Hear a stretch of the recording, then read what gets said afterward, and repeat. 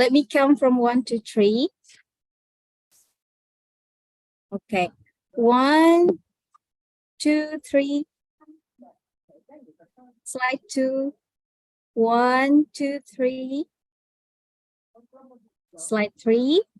1, 2, 3. Slide 4. 1, 2, 3. Okay. Thank you so much. Now, without further ado, I would like to invite Professor Dr. Irma Isnavia Arif to deliver her welcoming speech and officially open this exciting webinar. The time is yours. Thank you, Ega. Our honorable speakers, Professor Dr. Aminul Islam from Bangladesh Agricultural University, Bangladesh. Also, my colleague, Dr. Auchara Kayan from Kasetsat University, Thailand. Also, the head of Department of Animal Production Science and Technology, Faculty of Animal Science, Professor Asep Gunawan, who will also be chairing today's event as a moderator. Distinguished students and guests, also our senior Professor Suhubudi and another college from another university, also another research institutions. Assalamualaikum warahmatullahi wabarakatuh. And happy good day to all of you.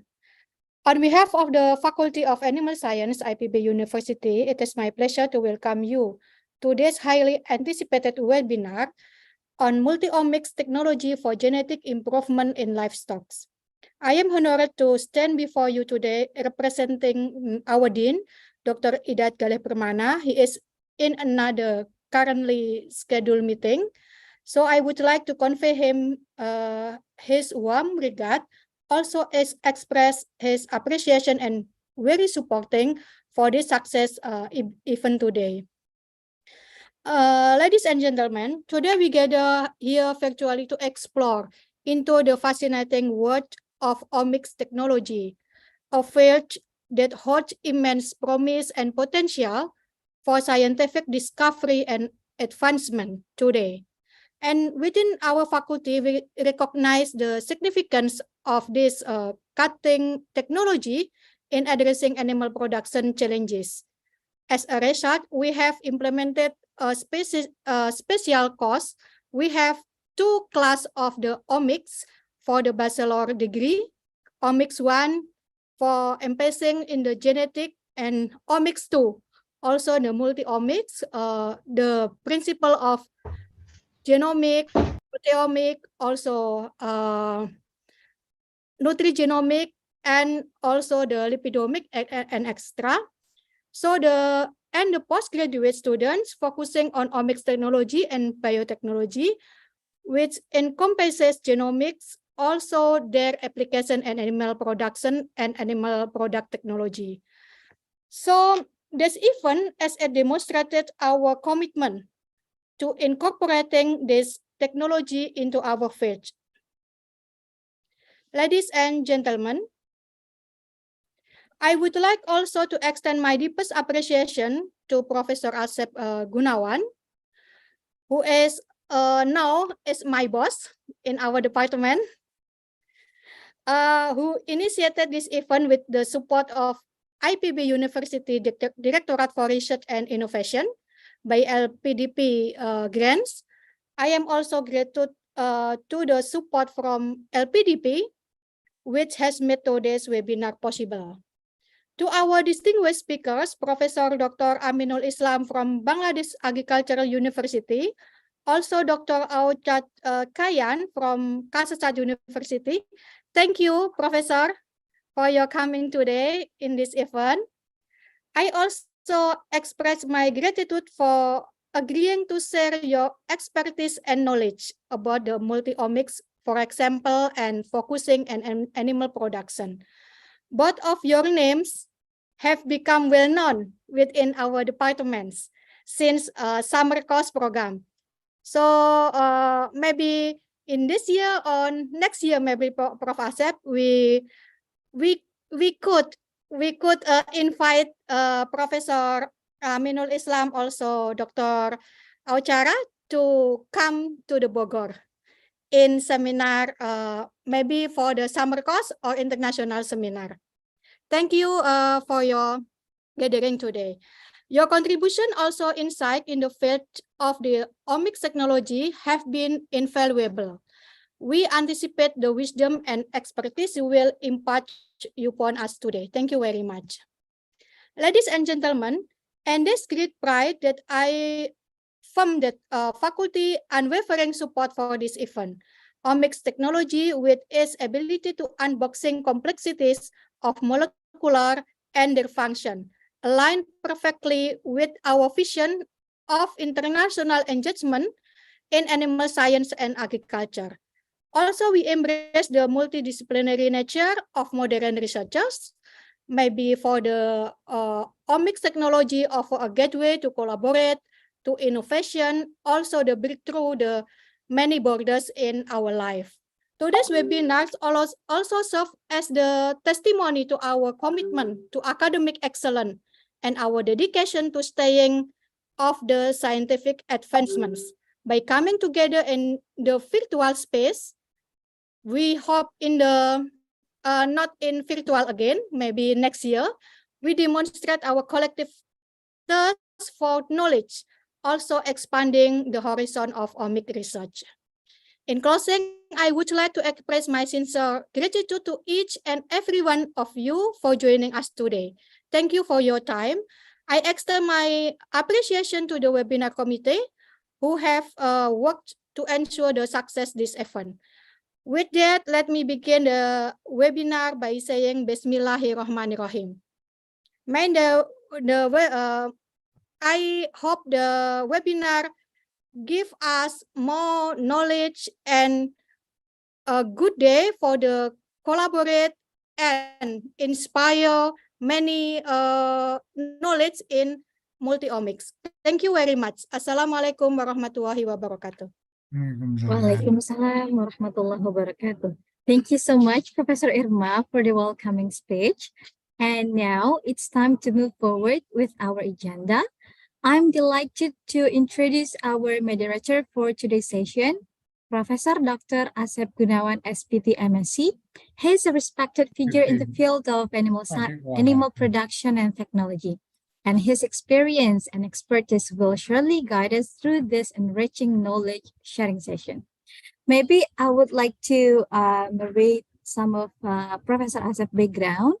So Professor Asep, having obtained his bachelor's degree in animal science from IPB University in 2003, his pursuit of excellence led him to the University of Bonn, Germany, where he attained his master's degree in 2010 and subsequently his doctoral degree in animal breeding and genetics in 2013. Right. And his career path is marked with significant achievements and positions of influence. Since 2018, he has served as the chief editor of the Journal of Animal Production and Processing Technology, a crucial platform that fosters the exchange of knowledge and advancement in this field.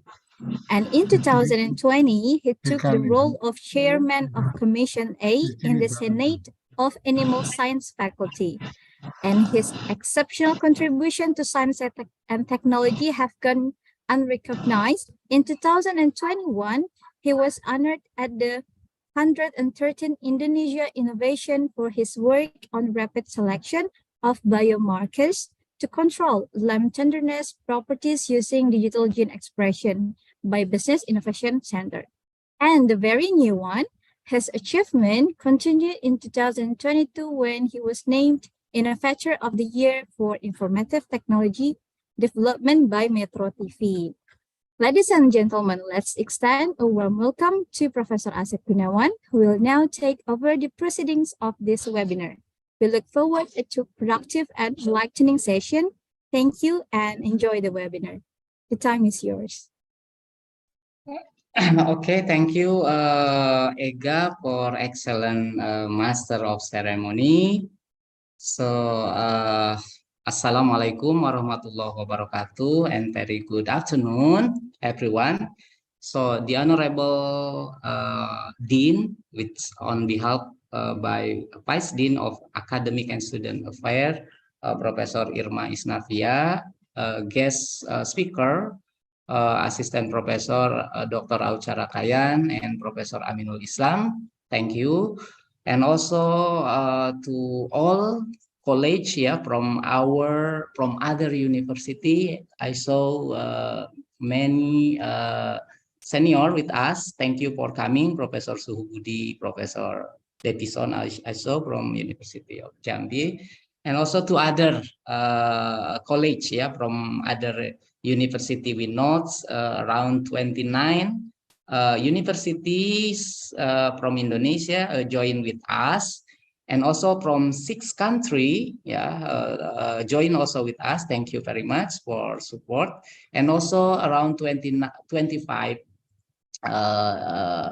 consist research center, and also from government, dinas, and also from other ministry. Thank you for joining with us and supporting our international webinar. So it's my distinct pleasure to welcome each and every one of you to the international webinar on multi-omic technology for genetic improvement in livestock. So I'm honored to serve as your moderator for the day, and I look forward to facilitating a fruitful discussion and insightful exchange. As we gather here today, I believe we all share a common goal to engage in a meaningful discussion, share our idea, and learn from one another. The topic will be exploring of a great importance to all of us, and I am genuinely excited to be a part of the conversation. So in my role as a moderator, I will ensure the smooth progression the events, providing everyone with the opportunity to express the opinion and to in a respectful, constructive manner. I will be mindful of the management, ensuring a smooth flow of discussion and facilitating the question and answer session at the end. So I encourage each and every one of you to actively participate in discussion, ask the question, and share your perspectives. Let us embrace the diversity of point of view and engage of the meaningful dialogue that will help us gain a deeper understanding of the topic at the hand. Before we commence, I kindly remind everyone to respect each other's opinions and refrain from engaging in personal attacks or disruptive behavior. Let us keep open mind and be respect to new idea and perspective. I sincerely hope that this event will be informative, insightful, and engaging, and eagerly look forward to hearing your true an idea. Thank you for joining with us today. So allow me to introduce our distinguished speaker. We are honored to have two renowned experts in their field, and each with extensive and experience, well knowledge they generously share with the numerous individual organizations. Their contribution have played significant role advancing our understanding to omic technology, and we are fortunate to have them with us today. Our first speaker is Assistant Professor Dr. Aucara Kayan from Kasetsat University. Thank you already joined with us, who will be delivering the fascinating presentation with the title Genomic and Epigenetic in Livestock Production. So we are privileged to have a Professor Dr. Aminul Islam also from Bangladesh Agriculture University. So in addition to being an expert, and he's head of Department of Veterinary Medicine. He will be delivering a talk with the topic bioinformatic approach for multi-omic analysis. So both speakers have not only impressive credentials, but are also dynamic and engaging presenters who know how to capture an audience attention and convey complex ideas in a clear and concise manner. Their passion and enthusiasm for their work is contagious. And I am confident that you will find their presentation both informative and to profit.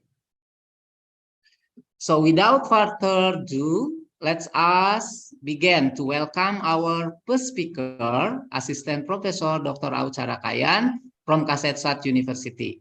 She will have approximately around 45 minutes, and then maybe 15 minutes or 10 minutes will be question and answer. So Dr. An, the floor is yours. Okay, thank you. Thank you for inviting me to give some or share some of my experience to you all. First, let me share my screen. Okay. Okay. I think all of you can see.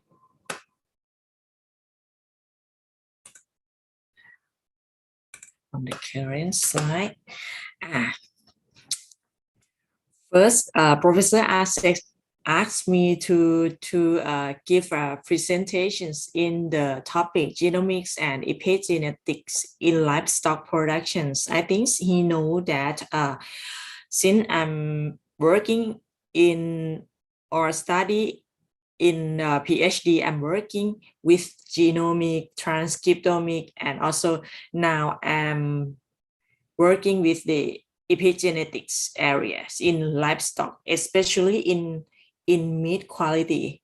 I also work in the meat qualities of chicken and also in pig and some in beef. Okay. Let's go to the first slide.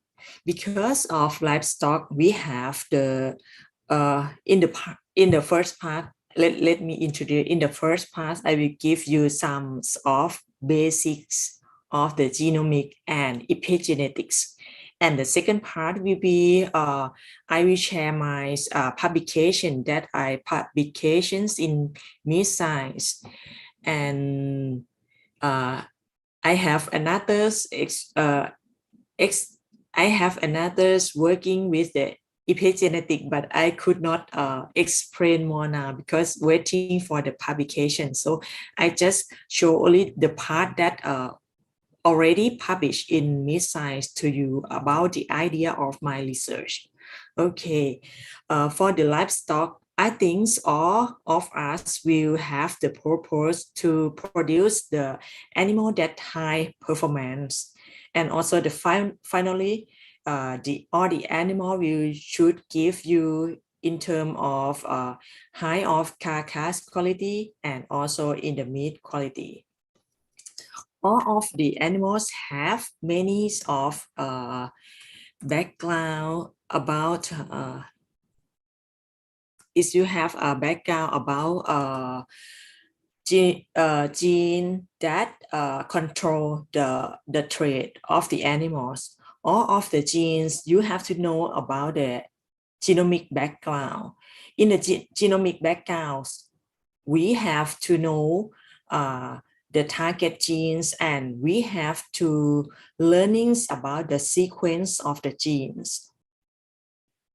How you working with the sequence of the genes? Some of us will working with the SNP that you can call single nucleotide polymorphisms or polymorphisms in this. This one will the different animal will have some of the polymorphisms in which show the different trait. Okay, and the next that we have to focus. We have to focus some of epigenomic. That now we turn to interesting of DNA methylation. DNA methylations will show some difference of expression in terms of transcriptomic and also in terms of proteomic. This one is the just like the main point of of the expressions of the animals to show the different taste.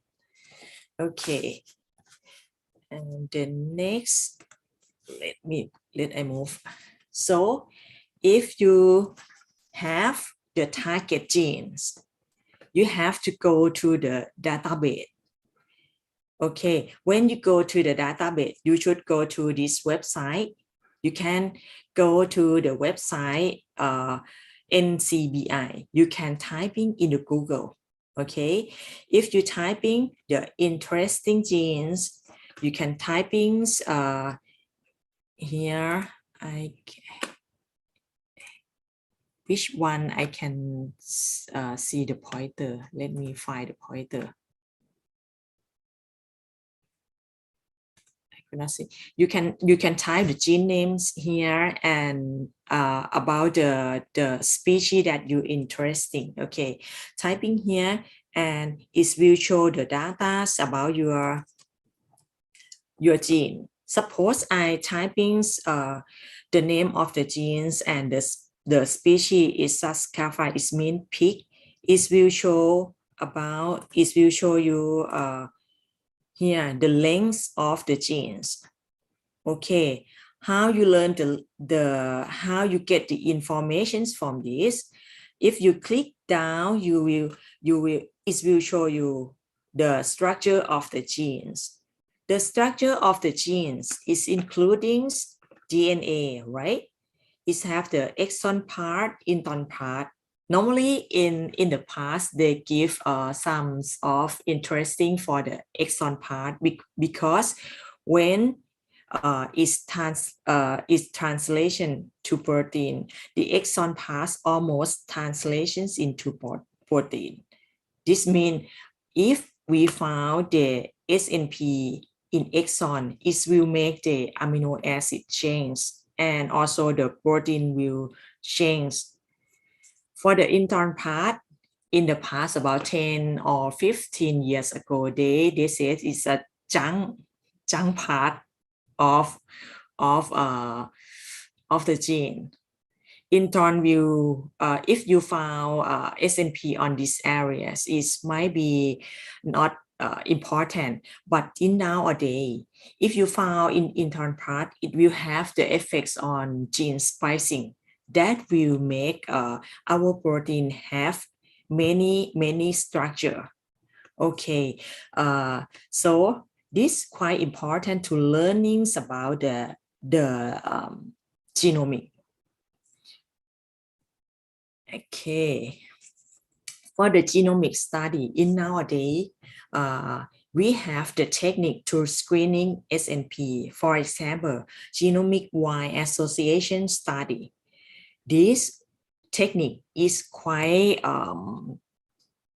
good, and you will get a lot of data for get some data about SNP including in the chip. Okay, then how to select the sample to do the genome-wide association. Normally, if you search in some of paper, they will divide the group of animal into two groups. For example, in terms of me, I'm studying meat quality, especially in pH or deep loss of meat. I will separate into high pH and low pH, or high deep loss and low deep loss to do the genome-wide association. And we will get the difference when we analyze this. We will get the difference of the gene group that will show the different data in the low and high group. And when we get the data, we will analyze this and will categorize into the gene group that will involve on the metabolic pathway, and it will relate it to your interesting trait. This is the idea of genome-wide association, and this technique, I think, is quite expensive in Thailand. If I want to do the genome-wide association, I have to isolate DNA and send to like Singapore or another country to do the genome-wide association. We did not have the machines to analyze it by ourselves. So this one is quite expensive. And the next one, how to observe the SNP. This one is quite cheap for our study, and we will analyze this by ourselves. It's more funny in terms of me, and I almost quite working with this technique. This technique we call restrictions fragment length polymorphism, or RFLP. This method we also isolation DNA, and then we make the PCR. That we have to design the primer. As you see, the gene structure is have the exon part and intron part. We have designed the primer by ourselves, and then we make the PCR. Okay, make the PCR that cover the interesting regions of the gene. Then when we make the PCR, we have to put in the sequencing machines to see the nucleotide. Okay, when we see the nucleotide, we will get some information that support this in this position is have the SNP. Then we will decide the enzyme to cut and genotyping in our populations. Okay. If we put the PCR product to the sequencing machine, the machine will show the result like this. Okay, suppose it have SNP. It will show your data like this. This position has the two peak of the graph. It might be T or C. This one we call SNP. Okay, normally when I'm working, I'm use the grandparent stock to check the SNP, because when we check with a population that we produce, normally we use F2 populations. It means F0 is grandparents like this, F1 is parents, F2 is the population that we produce to consume.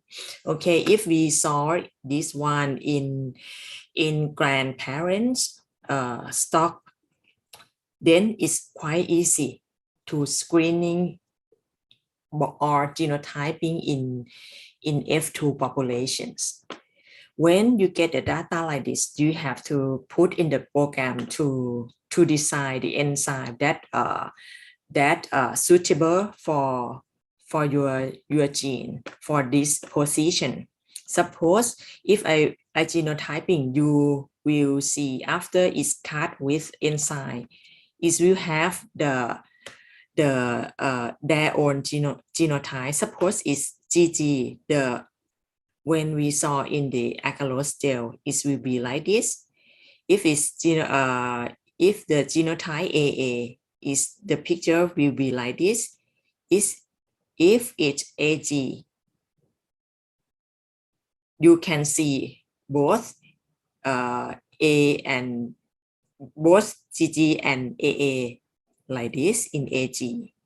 This one we call the SNP. This one is convenience and more cheaper, and it's also working as well, I think. Okay, when we get the data from SNP, we have to genotype in big populations or the different breed to confirm that this one can be a genetic marker or not.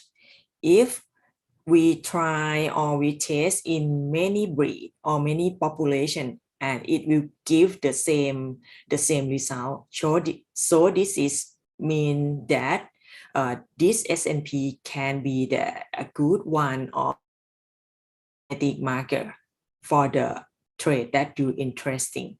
Okay, here just a table that represents about the commercial that available for molecular genetic marker.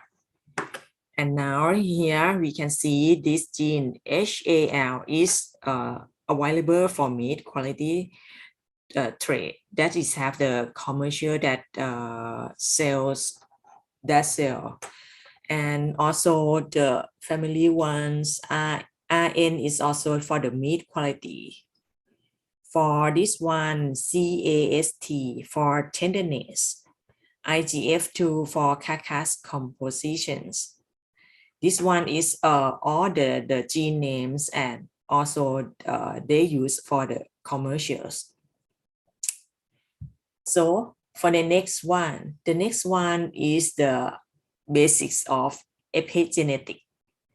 I will introduce a major epigenetic mechanism involving direct chemical modifications to the DNA core. We call DNA methylations.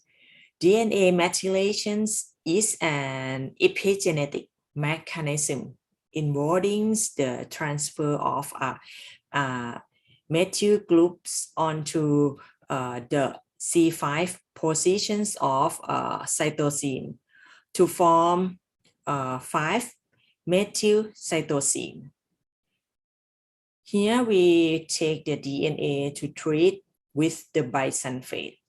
Okay, the DNA methylations will regulate the gene expression by recruiting proteins involved on the gene's replications or by inhibit the bindings of transcription factor to DNA. Also, DNA methylations was involved in the gene's regulations and cell differentiation, and it is the major epigenetic factor influencing on the gene's activity. After we treat the DNA with bisulfate, we can check it will have the methylate or not at the CPG island.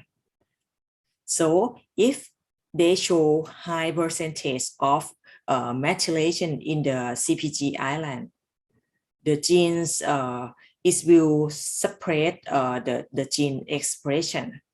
This one is mean you when you see the expression of the genes in mRNA or protein level, this group will have low of expression. Okay, and how you can find the how to say CPG island? Yeah, as I say, you have to learnings about the structure of the genes. For the genes, upper the exon, normally we upper about 1,000 or 2,000 base pair. Upper exon 1 will have the areas of promoter that we call promoter regions, and these regions of the promoter regions will also have the transcription factor binding site that is a binding site that will make the translation to proteins. Okay, when we get the sequence of the promoter regions upper the exon 1, you can put the sequence in this website MedPrimer. When you click on the MedPrimer, go to the MedPrimer and put the sequence here. Put the sequence when you click here, and it will predict the CPG island Suppose I put the data here, it will show that this gene have the CPG island 3 areas in this gene, and the CPG size of the genes will represent in here. The CPG site position 1 is will be in the intron part. Some of CPG island is not located in promoter regions, and it will located in exon part or before or the lower part is will be a chance. Okay, and then this program will design your primer to detect the how to say CPG site. Inside of CPG island, it will have a CPG site that we have to treat with bisulfate and to check the DNA methylations. So this is the idea to detect the DNA methylations of the gene. Okay. Now I will show some of my study. I'm studying in the meat quality, and also working in the genomic and also in epigenetic part. So for meat quality, we will consider about pH of the meat, color of the meat, that the color should be normal, not pale and not dark. For the pH normal, it means the pH should be 5.6, not lower than this or higher than this, because low of pH will get the pale color. That will lead to have another effect, like it have a high of the water loss of the cells, and it will have the effects of the tenders of the meat. Okay, so all of the process of meat quality is happen when the animals are slaughtered. So the mechanism will be changed from anaerobic condition to will change from aerobic condition to anaerobic condition. So the glycogen that accumulate in the muscle will metabolism into lactic acid, and the lactic acid will affect to the pH meat. So it will become the problems to the dip loss. Okay, dip loss is mean the fluid that mainly consists of waters and protein which can expel from piece of meat without mechanism force other than gravity. This one normally the animal, the meat, the meat is also have the water loss. Okay, but it's not too much like this. If it have the high of water loss, we call pale soft and exudative meat, and normally the pH in this sample is will be low of pH. And if it have less of dip loss, the meat will become dark firm dye, and we also not prefer the meat like this because it's quite dark. Okay, if we categorize the pH of the meat, the normal meat should be have the pH of the meat around 5.6, and if it's less than 5.6, it will become pale soft and exudative, and if it high of pH, it will become dark firm dye. So in terms of meat quality, we mostly consider like this. Okay, however, the factor that influencing on dip loss, we have many factor. pH that of the meat will become effect on dip loss is if the pH low is have high dip loss, and also the stress from animal. When the animals get stress from transportations, the movement, or when the stunning process, when the animal get stressed, it will have the hormone that will affect on the animal will have high of metabolisms, and it will rapidly decrease of the pH of the meat, and then it become have the high of dip loss. And also the muscle fiber, the type of muscle fiber as type 2B muscle fiber is called glycolytic muscle that it will have a high of dip loss. Okay, it have there are many factors.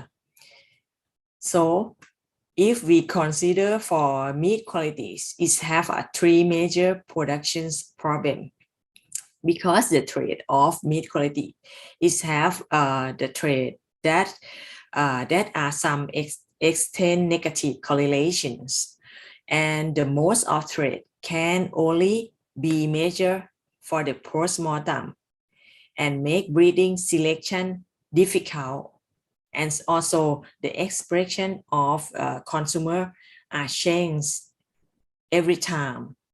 So we have to consider that how to the fast way to improve in the meat quality. At least we found that the heritability for meat quality is quite low. Okay, for the pH, the heritability is about 0.1 to 0.4.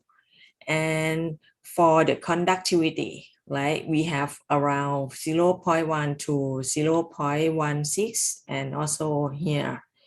And for the water holding capacity, we it have the heritabilities around 0.1 to 0.37, meat color 0.19 to 0.46, and tenderness have heritabilities about 0.45. Okay, it mean the genetic quite less effects on this trait. But however, if we improve this one with genetics, it will be go fast to improve the meat quality. So we have to try to find the candidate genes, to select the candidate genes to study to be a marker. Let's say candidate gene, because the candidate genes we believe to control a specific physiology process. We can have the biological candidate, mutation candidate, or position candidate genes.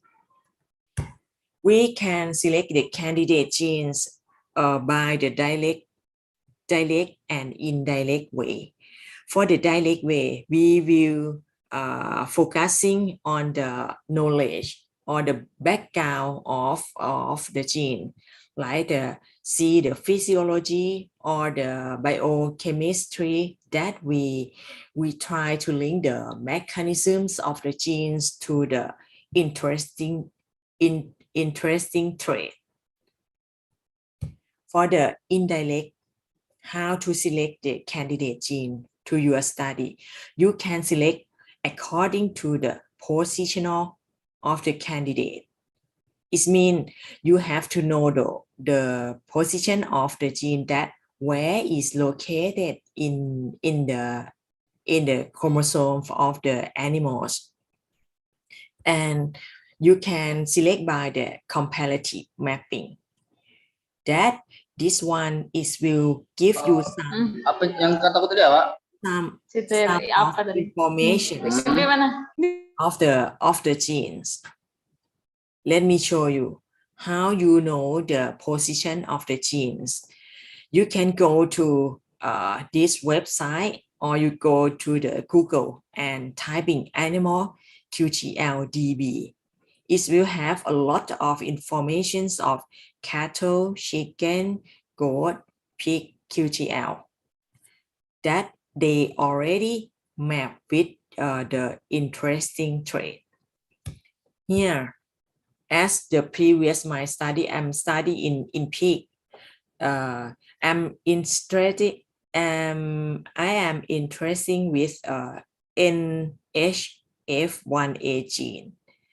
I also go to this website and to see the QTL quantitative trait loci. That I have to know which the region that gene located. Okay, this gene is located on the chromosome, the pig chromosome 14, and it have the report that this gene related to the dip loss and cooking loss. Okay, then I have to know the function of the gene. Okay, this gene I find the information is it have the metabolic property. The metabolic property of the gene. These genes play an important role in the glucose activity. Let's think that it have some effect on meat quality in terms of dip loss or pH or not. Okay, I know that these genes is related to the insulin secretion when increased glucose transport activations and also result in twofold increased lactate concentration. This one is the keyword that we have to know the mechanism that is will relate to meat pH and dip loss. We have to know the pathway of the gene. If we slaughter the animals, or the metabolism will turn into anaerobic, or the glycogen will metabolism into lactic acid. So I think this gene might be effects on pH or dip loss. This one is of my hypothesis. Okay, now let's screen in the genomic level. So I'm screening the SNP and I found that this gene has the SNP at the intron 1. At the intron 1. So I design the enzyme for genotyping. And I genotyping in the population, two population, do log the crossbreed, F2 crossbreed of Dulong and Puertang populations of about 300 animals. I genotyping and also genotyping in Puertang populations. That is show the results that is have the association with the pH muscle, meat percentage, muscle areas in Dulong and Puertang, and also is show the associations with the pH muscle, fat area in and also in back fat thickness in Puertang population. So I think it's might be effects on the pH muscle. Then I have to work with the expression in the mRNA expression and also proteins expression level. These genes was show high expression in the low pH in the mRNA level, and also it show the high expression in low pH muscle in the proteins expression level. Okay, and this one is quite proof my how to say my hypothesis that when the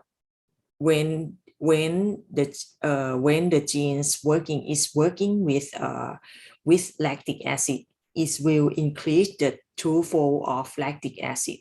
So it should have the highest expression in low pH, because it's low pH is from the, it shows that the muscle is high of lactic acid accumulate in the meat or in the muscle. And the next one that I want to know which process that it will make the mRNA and proteins have the different expression. I think it might be the effects on epigenetics or not. So I go to the program and check about the methylations of the promoter regions of the genes. So this gene has shown the one CPG island of the genes, and then I take the DNA to bisulfate and to analysis for the methylations. For the total methylations is not significant between group, and also this gene is have one CPG island and is including 16 CPG sites, and this results suggest that the methylation was not involved on the HNF1A genes expression regulations in animal with the divergent muscle pH. So this result will suggest that the HNF1A mRNA and protein expression was not effect from the DNA methylation pathway in the HNF1A promoter regions, and the epigenetic factor had no effect on the expression level of HNF1A in high and in low muscle pH group. So from this study, will give the answer that the expression of the genes, this gene might be a good marker, because this gene has the role that influence on the meat pH and is located on the position that is already report that is have the is important QTL for mapping score, tenderness, pH, and conductivity. But however, the expression of this gene might not be from the epigenetic effect, and it might be from gene splicing that I explained you before. But this study I did not have a chance to continue about the gene splicing. So this work I already published in the Meat Science on the 2013. Okay, and I hope I will have a chance to continue with this gene, with the gene splicing, to prove them. And also I have another experiment that I could not show here because it's in the under review process, that this gene that I'm interested, it involves on how to say the epigenetic effect, and is also effects on the gene regulations. Okay, I think for the presentations I'm finished here, and if you have some questions, you can ask me about how to design the experiments, or how to clear the results like this. Okay, thank you for your attention.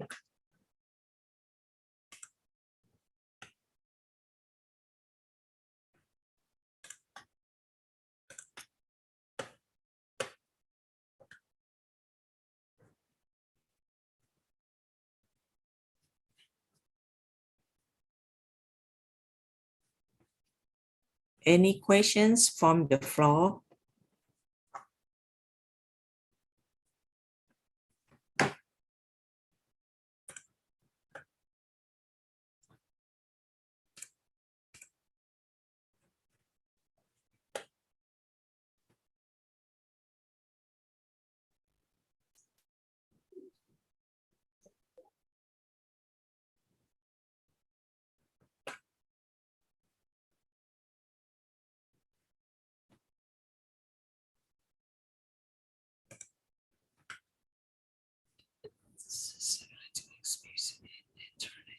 So, thank you. Sorry. I saw one questions from the message box, Yes. and I would like to know how mutations in interations affects on pH once back. Yeah, they have a raise hand one. Sorry for delaying for after your finish. So maybe I moderate for the question and answer. Thank you, Dr. An. It's very comprehensive work. So since you give us the understanding of the genomic and then epigenetic, and also you demonstrate how the bioinformatic tools maybe with in silico analysis. It's very good, and also you support with her excellent research, yeah. And also, of course, maybe we want to publish also in good journal like you in Mid Science. It's very nice, and maybe you can also share how maybe later on to publish in good quality publication. So I saw you. They have a question. Maybe for the first, I give opportunity for the raise hand first. Maybe they have one, and then later on I will read, yeah, from the message. For the first, maybe I give opportunity to Mutasem Abu Zahra. Okay, thanks so much, Yes. Professor, for giving Yeah, me yeah, this yeah. opportunity. Yeah, I can hear you. This me Mutasem Abu Zahra. I'm originally from Palestine, but doing my PhD at One University now. So I am interested in your presentation. It's very smooth and simple, and you clarify and explain about the candidate gene and the epigenetic very well. So I have one comment or a question about your conclusion about this gene. Is this gene you conclude or you consider this gene is not related to epigenetic or DNA methylation, the entire gene, or the only SNP position that you study about it? Thanks so much, Prof. Ochar.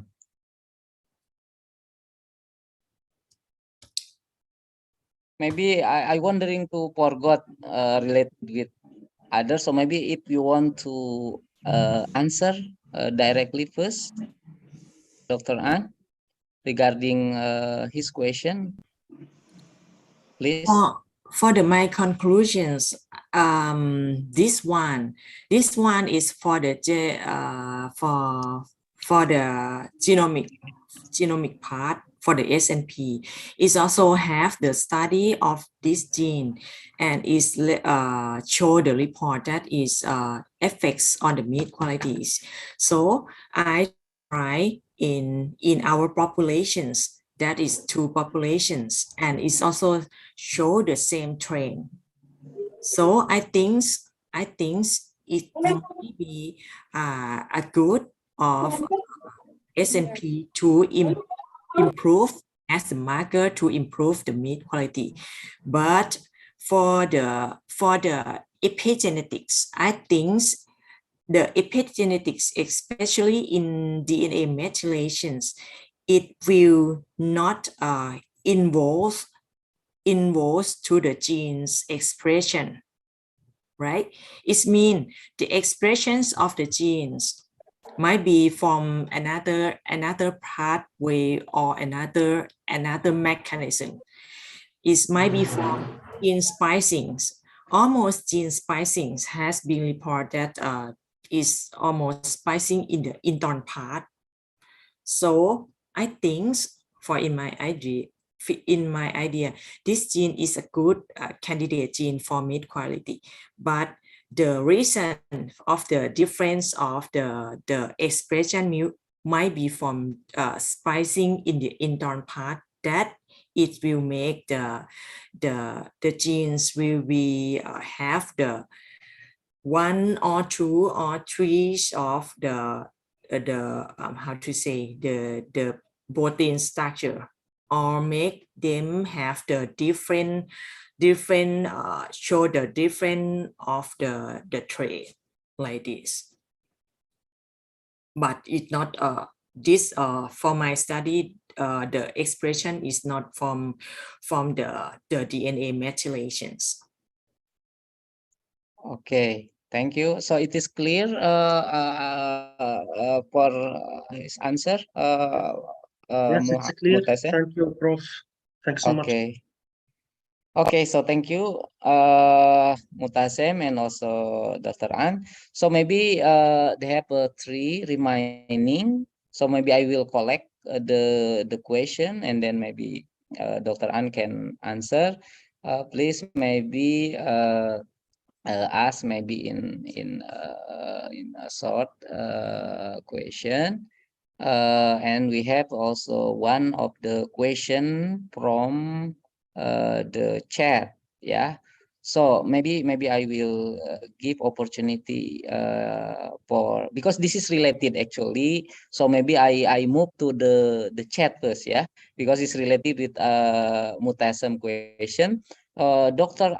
An, thank you for the excellent explanation. I would like to ask how mutation in the intron region affect to the pH value and backbed thickness.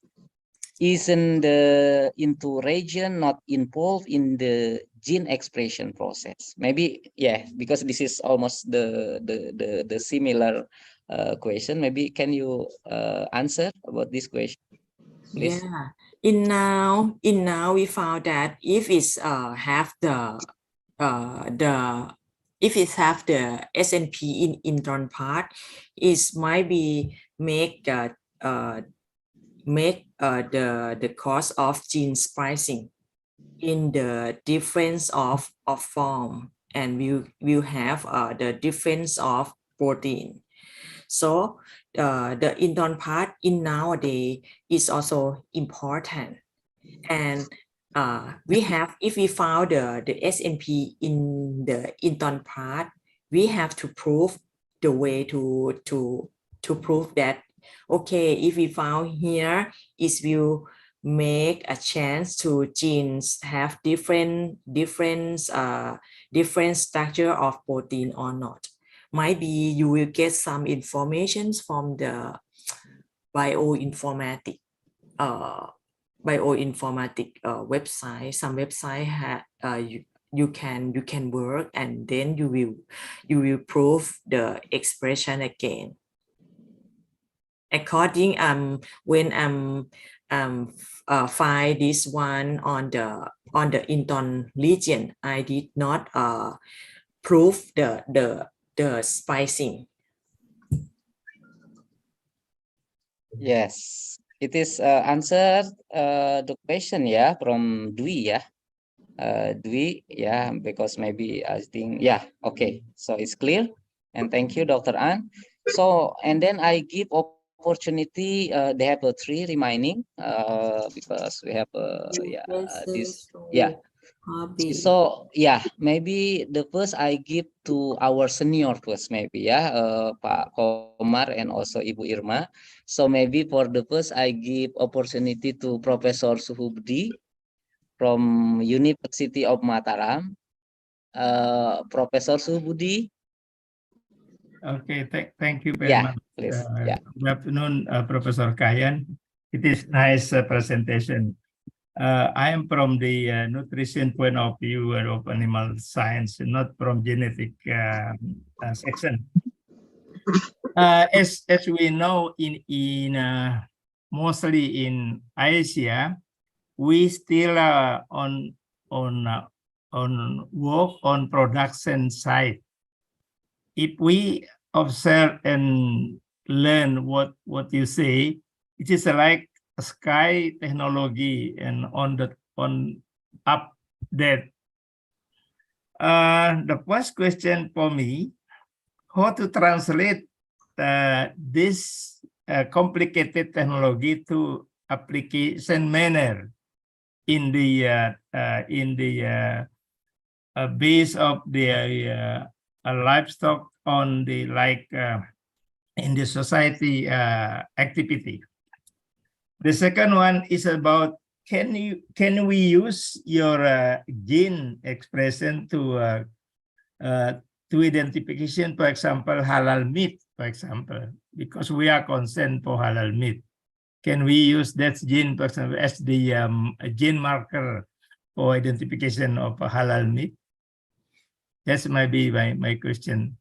Thank you. Okay, thank you, Professor Subudi. Maybe so I will collect first. Let's move to two, maybe at least question. So first from Irma. Bu Irma ya, Bu Irma please. Okay, thank you, Dr. Aucara. My question is about, are there any online bioinformatic tools for in silico analysis to predict how far single mutation such as SNP have an impact on protein damage or not, especially what in secondary structure or tertiary structure of protein? And my second question regarding sequencing result.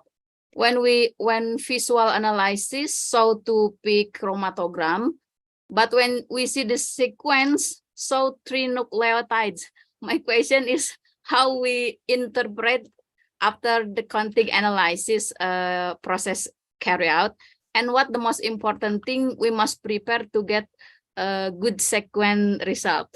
Thank you. It's hard to say.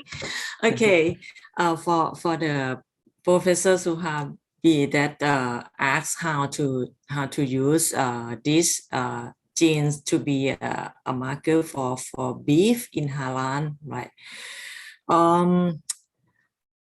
According this one is I'm studying in pig for the idea for beef. I think the main ideas for every species is the same. First, we have to select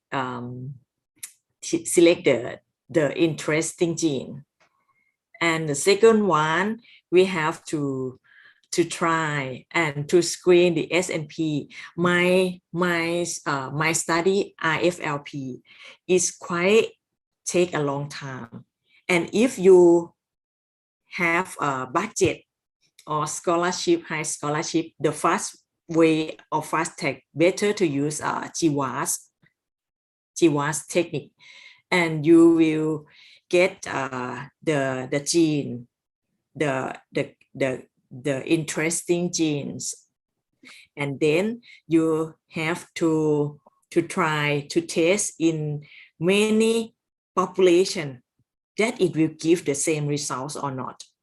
And if you test in every population or every breed, it will get the same result that, oh, okay, it will involve on the carcass, on the mabbing like this. This one, it can be a good marker as I know, for the marbling fat, almost they use how to say FAB. I'm not sure. This one is a good marker for marbling fat. Okay, and if we test, this one can be used in your population, so you can use this one as a marker to select the animal that is have this characteristic of high production or high marbling fat like this. Oh, yeah, yeah. And for the question from another Emma, right? Yes. Maybe and they have other question. How to apply? This is since like Professor Subudi mentioned, like it's advanced technology, and then in the sky, like we mentioned, like that. How to implement in the maybe like a farmer in the social society? Yeah, I think you have a lot of a good product example, like in since maybe before your king is very constant to what is agriculture product. Yeah, you have a like what is fruit. Yeah, like, it is very famous from Bangkok or something. How I mean to implement like this technology and then implement in the farmer or social. Do you have any maybe good example maybe in Thailand? In Thailand also this technology will have only in a big company. Yeah. So the big company will produce the animals to the farmer like this. They select in their population and send to the farmer. So normally if farmer try to have their own population, I think it's hard to reach in Thailand. Okay. It's quite costly, and for a big company, they have their own session to work with this one, and Yeah. it's more fast to improve in the grandparent stock like this. Okay. So it's mean like maybe Professor Subudi they do like R&D or implement like this technology in company, and then they maybe what is dissemination in farmer, I think, like that maybe. So like this is like yeah, they, because maybe this is very expensive technology, and then they try Yes. to implement in the farmer, maybe like that. Yeah, Dr. An. And I Like also talk with my friends now in Thailand. Now the consumer quite famous to eat how to say the high of eat a lot of bacon. It's a lot of bacon, and they try to separate in the different level of bacon. Okay, and they will give the score, and then they plan to select the high score and low score, and then they will use I'm not sure, they will use GWAS. Now we have technique GWAS, RNA sequencing, or methylation to select the genes from this one, from the different group with this one. They try to work with bacon, but the step that's so far. Yeah. How about the question, Professor Subudi? Maybe they already try to apply, like maybe bacon. It is like a product of meat, pig. Yeah, pig meat. Yeah. They have a differentiate, like maybe Wagyu. Yeah, maybe they have a marbling score, and then they use this technology now. People or customer can choose maybe different variety of bacon classification according, of course, maybe the price also is different, yeah, Dr. An, yeah, according to this bacon. Yeah. How about economic consideration of your job to the application? Let's say to produce meat like bacon, for example, through this technology and compared to the usual production system. For the bacon is I think the economic, if they can improve the bacon as the consumer want, I think the consumer in Thailand's ready to pay for high score of bacon like this. I think they will success and earn more money from this one. Yeah. Thank you. Yeah, thank you, Professor Subudi. I think maybe this is like how the link between genetic to economic important value. Maybe this is an interest. I think this will be support. Thank you, Professor Subudi. And then the second question, Dr. An. So maybe regarding the about the how the bioinformatics tool to predict how far the single impact to the protein damage. And then the second thing related with the sequencing, after we know the visualization of the chromatogram, how to interpret, maybe the good, related, she mentioned about the quantic, and then how to prepare it. Can you answer about that? I think you work a lot regarding the sequencing. For the sequencing, we could not. It take a long time. Then it take a long time. Then you analyze it with GWAS. But the challenge is if you sequencing by yourself by design primer on the genes, you will get the new of SNP that you might be find in the chip of GWAS. So it's quite novel.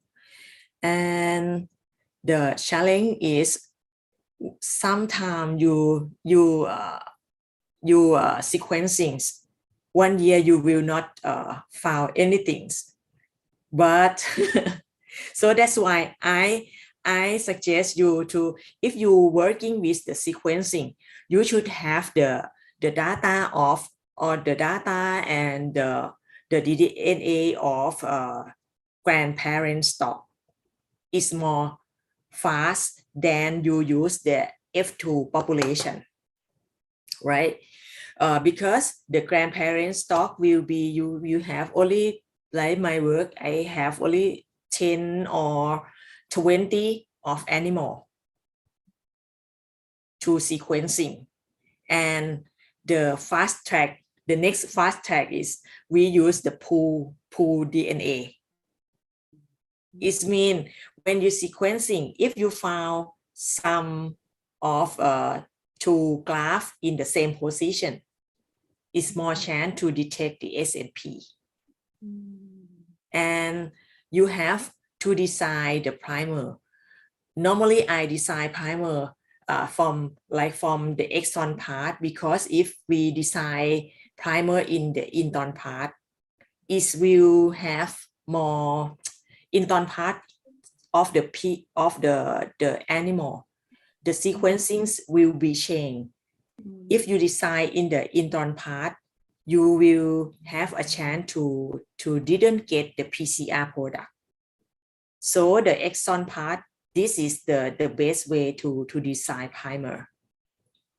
And when you design primer, you sequencing in the grandparent stock. When you found SNP, and then you have to learn about. Sorry, I forgot the program that to design the enzyme to cutting. Because I take since very long time for working with IFLP. So it have the enzyme and the website to design. And then is if you find one SNP, at least you will have to a chance to cutting, and then you have to try on the genotyping, and then use the statistical program to analyze your result that is significant or not. If it's significant with your population, go further.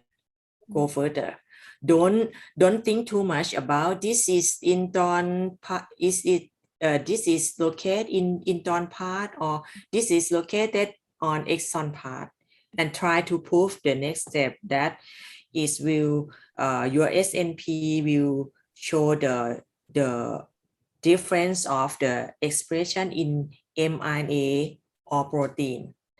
If it show the difference in mRNA or protein expression, then you have to find out the reason why it's from the DNA methylations, or is from how to say gene splicing or not. For gene splicing, you have to learn about the bioinformatics program. It have the program to check again. But I didn't go deeply in the gene splicing. Now I'm go with the DNA methylations. Okay. It is answer your question, Irma? Enough. Irma? Enough. Thank Okay. you. Okay, thank you, Dr. An. And maybe for the last session, because we have a second speaker, maybe to Professor Edi Kurnianto from University Diponegoro. Prof. Edi, how are you? Hello, Professor. Turn on the microphone, please. Yeah, still mute. Yeah, okay. Yeah. Moderator. Okay, thank you, Prof. Asap Gunawan. Yeah, Prof. Edi. I would like to ask Dr. Kayan. Yeah, it is known that Indonesia has many local animal. So how to about to analyze result in local animal in your country? Yeah. Yeah. Okay, for example, single and twin deliver in cattle or in small ruminant. Yeah. Okay, thank you, Prof. Edi. So maybe Dr. An from Prof. Edi asked how the maybe this characterize maybe in local animal, like to predict or to implement in maybe reproduction trait, like single or twin in small ruminant. Do you have any maybe what is experience, or maybe from other your college, about the application of this candidate gene in reproduction trait, especially maybe in local native like in Thailand native? I just give some example that is have report in Thailand that they using this technique with the local animal. In our country, we have the native cattle, and the native cattle normally will give the low of the meat quality in term less of tender. So we know that first we have to know what is the main resource of the low tenderness of the meat. The beef meat, especially in beef meat, the tender is from the enzyme. Okay, it's from the enzyme. It have the cowpain and capastatin enzyme. Cowpain, if it have high of cowpain, the meat become tender. And if it have high of capastatin, the meat will become tough or less tender. This one we know how to say, we know the main effect. And then we have to look back which gene will affect on this trait, on the tender, like this. Okay, we compare between, I saw in the paper, we compare the enzyme level. For example, in capastatin level in native and in European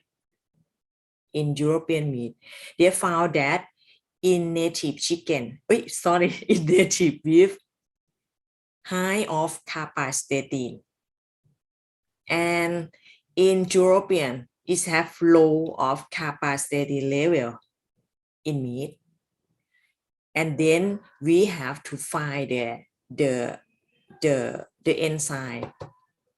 I'm not sure the name of enzyme, suppose CAST, like this. They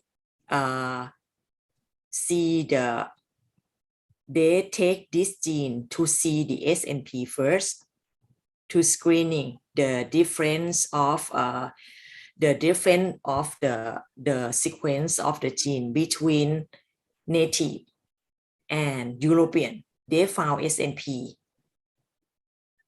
and they genotyping in the population, and they confirm with the, I'm not sure, with the mRNA or protein level.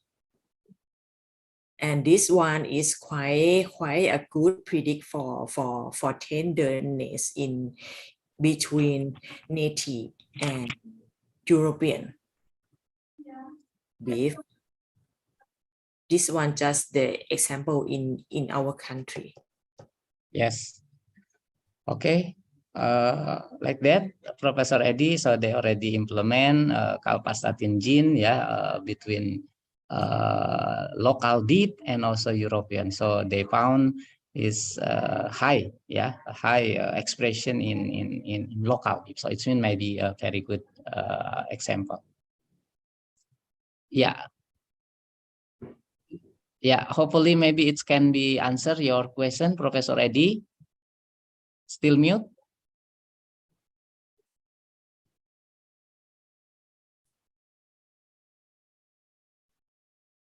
Yeah. She doesn't give explanation yet about reproductive traits. Or reproductive trait. Do you have any idea about reproductive trait? For example, maybe how to grading, maybe like we want to produce, for example, more twin. First, more to produce. According, I'm not working in reproductive trait, but I have my friends who working with this trait before. First, you have to collect all data of reproductive trait in your each animal, and then you have to find the genes, or if you don't want to find the gene, you have to my friends also send the sample. They divide the supposed reproductive trait, low and high, like this. High fertility or low fertility, like this. They divide into two groups and send the sample for GWAS or RNA sequencing. Then you will have the gene, the interesting gene that you calculate, that is have the program to help you to select the target gene to study more, and it will quite how to say, quite confident that is will relate on your reproductive trait, like this. First, you have to have your own data in each animal with which the reproductive trait that you interesting. Yes. Yeah, maybe I think since Professor Eddy worked with goat, maybe so the first that she mentioned, the first we have to collect the phenotypic data. Maybe from the phenotypic, how many For example, female normally by phenotypic have a produce twin, single, or maybe triplet or quartet. From that we have a record, and then we apply like a candidate gene. For example, in goat, like they have a kisantin, if I'm not wrong. So and then we try to make association, maybe Dr. An, and then Yes, with yes. this liter size or maybe number of offspring, like that. So I think they have like one example. Prof. Eddie, I think you have a lot of also experience. So maybe like that's in reproductive trait, yeah, Prof. Eddie. Yeah. The important Okay. is phenotypic in Yeah. a big populations. Yeah, in Great. bigger Thank you. population. Yeah, it's enough. Thank you very Yeah. much. Yeah, thank you, Prof. Eddie. And to other who already raised your hand or maybe question, maybe due to the limitation time, maybe we have to move to other speaker. Maybe Dr. An, I will collect other raise a question, maybe, and then I send to you for the question, and then maybe hopefully you can also answer, and then maybe I will send also to the speaker. Okay, so before maybe show the certificate, I forgot actually to show her CP first. Maybe I will I will mention, please, Mbak Novi, to before we get the maybe I propose the certificate. Maybe can you give the CP first, Professor Dr. An? Okay. Yes. Mbak Novi bisa ditampilkan dulu CV. Okay, so this is very nice picture. So I have to introduce. Sorry, forgot in the beginning. So thank you, Dr. An, Associate Professor Aucara Kayan, is lecturer in Kasetsat University.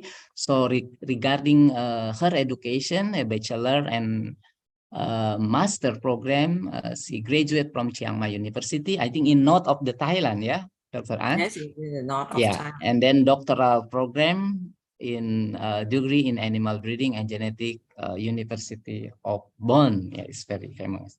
And then she worked, she worked most with meat quality trait, like we mentioned before. And then now maybe she also have some kind of project is related with in vitro and in vivo assessment.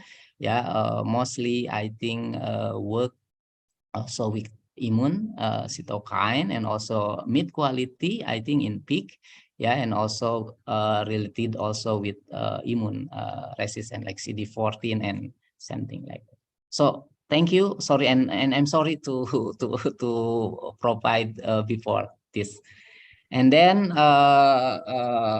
so thank you for your lectures today. Is very good understanding related with genomic and also epigenetic. So as an appreciation for your time to be here, please allow me to hand over the certificate. Maybe Mbak Novi, please give the certificate from us on behalf of the Faculty of Animal Science. So we would like to appreciate, and then while it's just a piece of paper, but trust me, it's a genuine from our head. So please accept our certificate, Dr. An.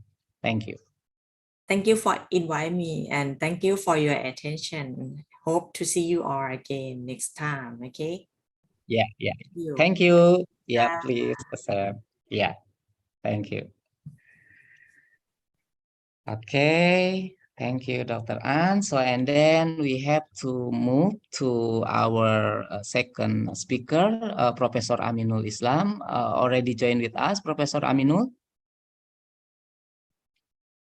Yes, I'm here. Okay. Thank you, Yeah. Professor. Okay. I'm here. So our second speaker, Professor Aminul Islam, is an esteemed expert in his field. Allow me to provide you with a brief introduction to Professor Aminul Islam background.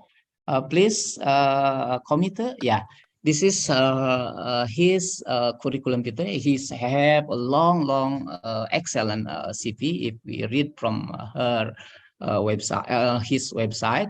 So Professor Dr. Aminul Islam currently he's head of Department of Medicine, Faculty of Veterinary in Bangladesh Agriculture University, but he have a lot experience or postdoctoral in USA and also in Japan.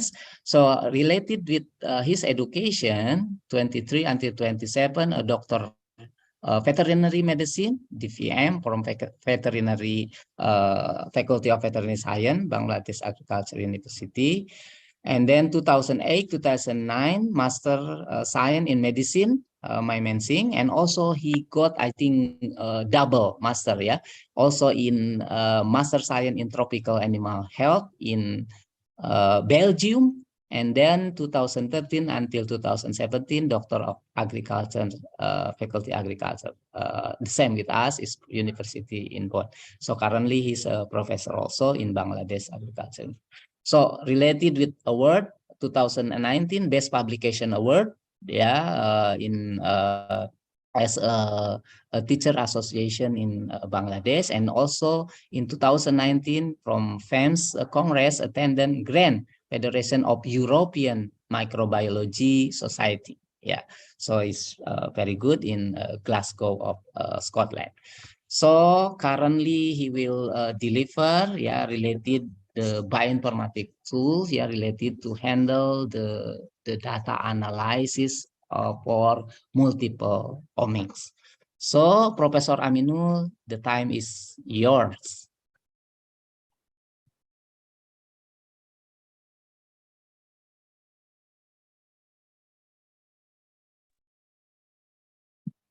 Thank you, Professor Asif. Please just allow me to screen my share first, then I'm coming with just to 30 seconds, please. Can you see my slide? Yes. Yeah, Okay. maybe. Okay. Thank you very much. Thank you, Professor Asif. Sorry, can you full screen? Yes, I can do it. Yes. Okay. Can you see it nice now? Okay. Yeah, now it's very good. Clear. Thank you, Professor Asif, and the organizer for this very nice international webinar series. And I'm happy to share some relevant things, what I know so far with you. It's my pleasure to talk here. And I thank the organizer of IPB University to give me this opportunity to talk with the relevant scientists and animal science and veterinary field. Actually, I will talk something about applications of bioinformatic tools and I'm facing some problem here. Just sorry, just a minute. Probably some technical problem I'm facing here.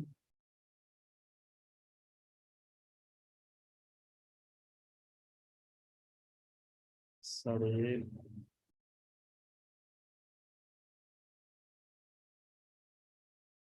Okay.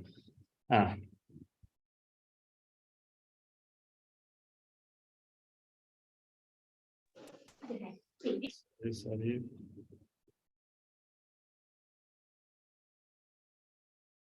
Okay.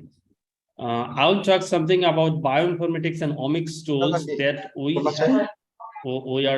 use for analysis of transcriptome data actually.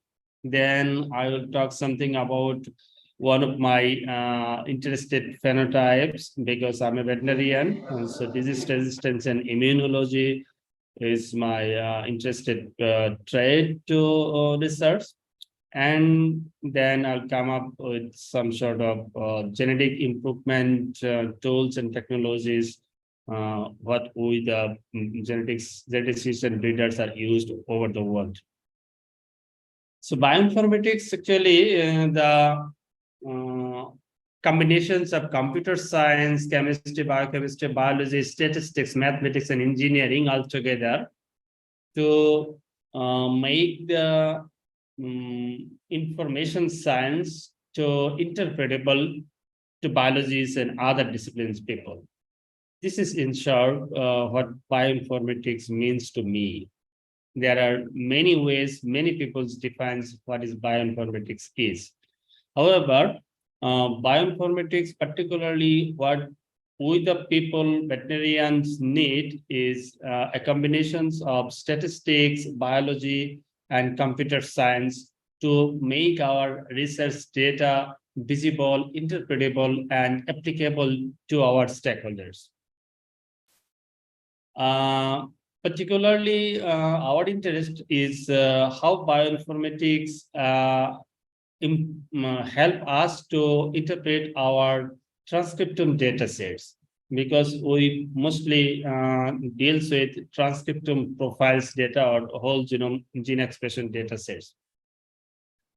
You know, for transcriptome data sets, a lot of thousands or for example, 25,000 gene transcripts are expressed in mammalian genomes mostly. When we analyze or when we perform the transcriptome profilings or after preliminary, pre-processing, we got a data set having more than 25,000 samples in a row. We got these data sets mostly from RNA-seq or microarray and so many other similar omics tools. So the idea and the necessity is that to make it interpretable and narrow it down, we perform usually a differentially gene expression analysis with input of biostatistics. Then we want to make it more narrow down and make it biologically relevant. Particularly here, the bioinformatics tools help us to perform our interest.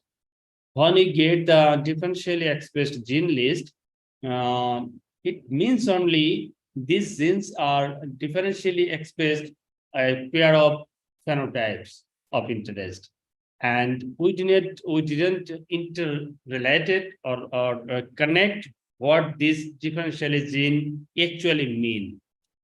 For these biological interpretations of these differentially expressed genes and pick the very precise one, two, or very shortlisted genes as a candidate for the particular phenotypes, we need to do some sort of in silico analysis with so many bioinformatic tools that are available nowadays. Some are open source and some are licensed tools are available. And we just need to some mastering on it, and we need to customize according to our need. And this is the way we can summarize a brief meaning of whole transcriptome data sets. We got a very short-listed gene that we may call this functional or candidate genes that is ready to go for functional analysis for further validations to characterize what the functions they actually related with. A brief is a transcriptome. Sorry.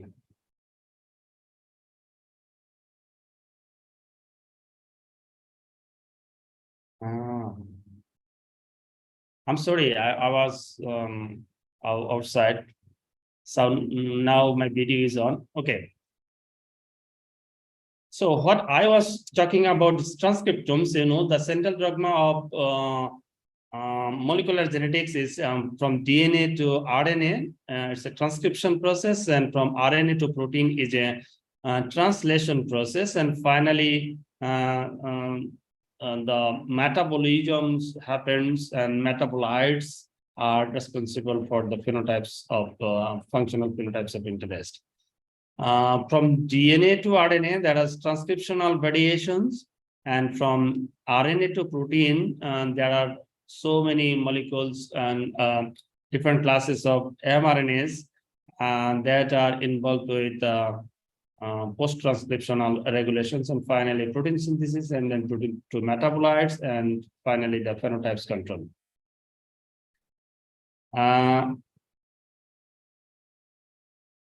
Transcription profiling data set, we can generate, very benchmark and very revolutionary techniques. Nowadays, we have RNA sequencing, and a little bit older, but still relevant is microarray. Microarray technology give us a lot of data sets with the hybridization technology. And in this case, we need to encode it in our known gene probe, and when we hybridize our processed samples, we can interpret what the gene expressed in our samples through a color imaging technologies. And different manufacturers deals with this microarray technology in different ways, like Epimetrics and so on. And the RNA technology is the more revolutionary ones, and its advantage is that from the microarray, RNA-seq can detect all sorts of known genes and novel genes what already expressed in our targeted samples. This is the basic difference from microarray and RNA-seq. For the data analysis, what we got from microarray and RNA-seq, a little bit similar, but some sort of differences are there also. But ultimately, we want to have a differentially expressed gene set from our two sets of experimental setup. One may be control and one may be of target trait of interest. The way we go for microarray raw data, we do some pre-processing and background correction, normalizations, and summarization first. Then we go for biostatistical analysis with manufacturer-specific some algorithms, particularly open source algorithms. We may say R softwares. A lot of R packages are available. It's free of cost, and that can easily handle for the microarray expression datasets to give us a short list of differentially expressed gene list.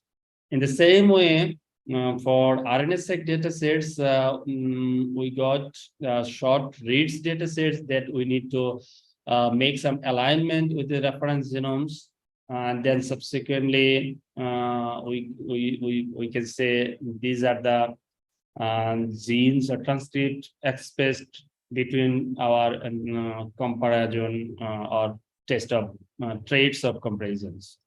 Finally, these are the differentially expressed genes we got from multiple omics technology, application of multiple omics technology, the list of differentially expressed genes.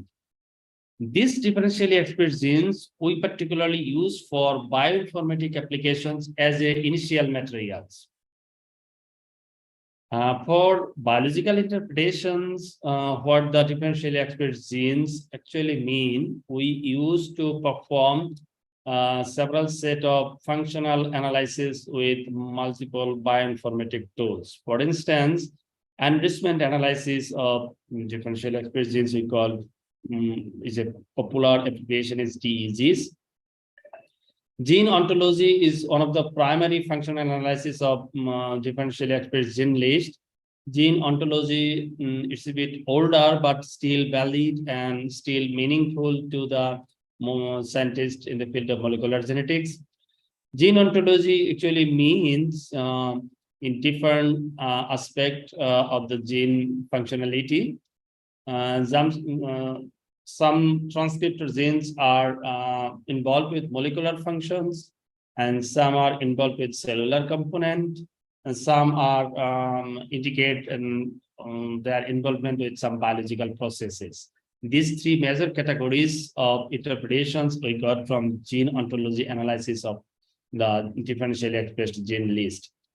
Then the second level of functional analysis we used to do is pathway analysis. For pathway analysis, so many open source and database and bioinformatic tools are available nowadays. But the statistical methods of mostly overrepresentation analysis, many tools support this method. Another one is gene set enrichment analysis. Also, many open source tools support this sorts of analysis. And the third one is topology-based network enrichment analysis. There are a lot of bioinformatic tools also support this third one. These three types of functional analysis we used to do following the gene ontology analysis to make our transcriptome datasets biologically relevant. So let's see and talk about some sort of overrepresentation analysis. Overrepresentation analysis actually, what the things do inside is, there are a list of genes, some based on some sort of functional analysis, they compiled in a database and they make a list that these are the genes are involved with these sorts of functions, and another sets of genes are involved with another set of functions. This way, the using the machine learning technology, many people have built some sort of database with the gene list with their corresponding pathway involved. And when we do our data sets, the differentially expressed gene list, there are different ways to give input our DEG list to their web portal, or if it is licensed version, then there are other friendly way to give input our differentially expressed genes to take out the functional analysis output of pathway analysis.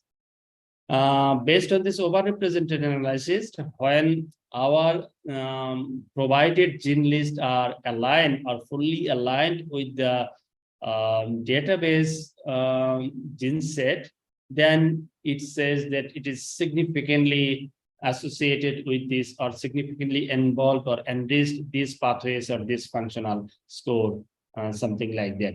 And this way, and the results output results got some biostatistical input as well, and finally give some statistical power scoring numeric values based on which with a threshold value we can say these pathways are significantly enriched from our data set, or these pathways are not significantly enriched in our samples like this.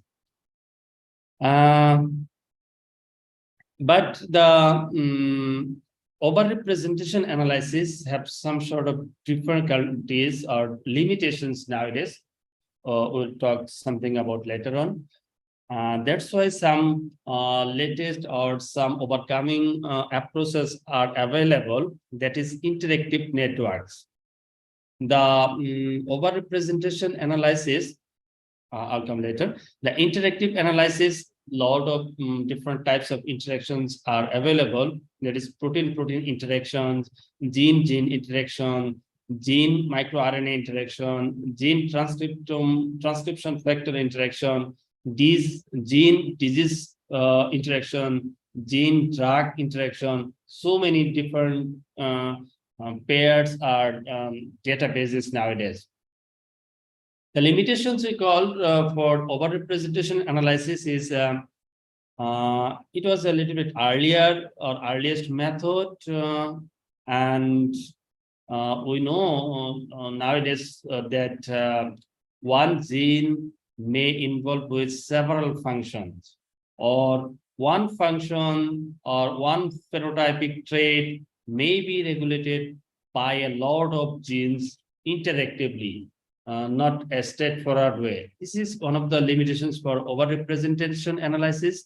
To overcome these limitations, to address these intermolecular interactions, and the network analysis is has emerged as a promising tool for this functional bioinformatic analysis of transcriptome datasets. And a lot of databases and bioinformatic tools are supporting this sorts of analysis, network analysis. We already talked about this water representation analysis limitations things. Another class of analysis for functional annotations of the differential express gene is functional class scoring. This way, we use for overrepresentation analysis is for a set of genes when it's overlaying with the database gene, then we say its representation is significant, statistically significant. But when our differentially expressed genes has a very short threshold, I mean, what we call is a fold sense. Mostly we prefer 1.5 fold sense as a statistically significant difference, or sometimes 1, or sometimes even more. But in this way, actually we forgot or we overlook the genes that has below 1 fold change. For example, 0.25, 0.75, 0.5, 0.6. And these genes have a few fold changes according to the differential express gene analysis.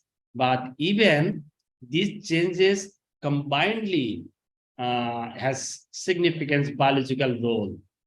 To address these types of genes, differentially expressed genes that has a short fold change or low fold change, and there are one kind of analysis method, particularly gene expression and gene set enrichment analysis. With this analysis approach, we can address these low fold change differentially expressed genes. For these types of analysis, so many tools also available open source, and that is free of cost. Particularly one we know, it's Broad Institute from USA. They developed a molecular signature based database that is supported by GSEA one tool. Here I shared the link for these tools and the database. This is a little bit tricky to learn than open source than licensed software, but if one can learn to handle this, it gives you very excellent and attractive outcome results from your data set when you analyze in a pathway analysis or network analysis. You of course you get something more from these sorts of analysis, particularly dealing with the differentially expressed genes that has a very low fold change. And the topology based network actually for dealing with the multiple interactions and multiple involvement of one genes with multiple function, or one functions controlled by multiple genes. For this sorts of issues, we usually deal with this topology-based network analysis things. There are so many open source softwares are available to analysis and to perform and visualize these network stuffs. And different networks has different databases interconnected with. We just need to select what the database are most relevant to our sample genes, and what is more relevant tools to support our analysis approaches. When it's decided that our differentially expressed genes are this kind of genes, and these have the short fold chains or low fold chains, and these have multiple interactive functionality, then we can go for functional analysis according to the tools supported and according to the methods we need.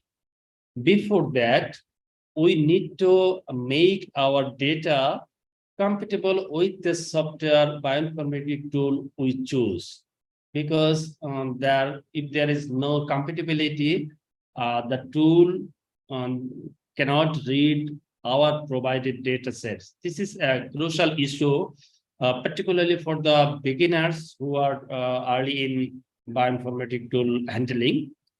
In this stage, actually, we need to check what sorts of input data sets are acceptable or compatible by the bioinformatic tool we are going to use. To make our data compatible to the tool sourced, there are a lot of conversion tools also available online. I show it here. It's a BioDB.net tool particularly. This is a multifunctional tool and multiple dimension, and they offer to convert from our dataset to make it compatible with the bioinformatic tool we chose. After making our data converted to the tool used, there is some sort of linking or at least volumes and some quality issues are, and some operational issues we need to deal with the selection of bioinformatic tools. Once these things are okay, our data is compatible to the tools used, and we choose the tool based on several selection criteria, then it is time to exercise of playing with our data sets and bioinformatic tools. During this exercise, it's really amazing and interesting things to do, and so many outcomes and so many ways it's coming. And you, the people, you, the scientists, and you, the biologists, need to decide and need to modulate what is more sensible to you and what is not more or less sensitive to you.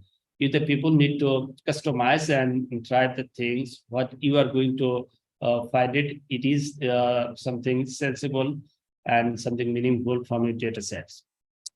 There are here I propose some sort of bioinformatic tools we frequently use to make our differentially expressed genes meaningful in a biological point of view is InnatedDB. It's an database particularly deposits the transcriptome profiles of mammalian genome with their functional properties and some sort of additional properties with the main focus the genes which are involved with innate immunity. Because nowadays innate immunity, I'll come later on, innate immunity is the main driving issues with health and disease dealings, in particular the veterinary field. Then I'm talking about gene ontology database and tools. DBIT is another one, very nice one, and very high dimensional functionality it has. It's also open source. Cake pathway tools and database. This is also a nice one. GSEA, this is called from Broad State Institute. This is also a very voluminous and rich database it has, and tool you can work with online, or if you wish, you can download it and you can do it without online connections. There is also an option. So GSEA is a good option. There is multiple overlapping and some sort of complexities are there to decide, but if you handle it very tricky way, it gives you some meaningful results from the data set, from the same data set you are going to use. Then Reactome is also a functional pathway analysis tools and database. Pathway commons, pathway tools, path visual. These are also simultaneously works as a tools and the database. Bioinformatic tools and their linked database are also there. You no need to go for matching or providing your background database for this analysis types. If you just choose the tools and you can go forward. And then, okay, after this, I would like to talk another issues, not different things, something what I'm interested and my group is interested is the phenotypes of disease resistant Disease and health issues are very crucial for the veterinarians we are dealing with.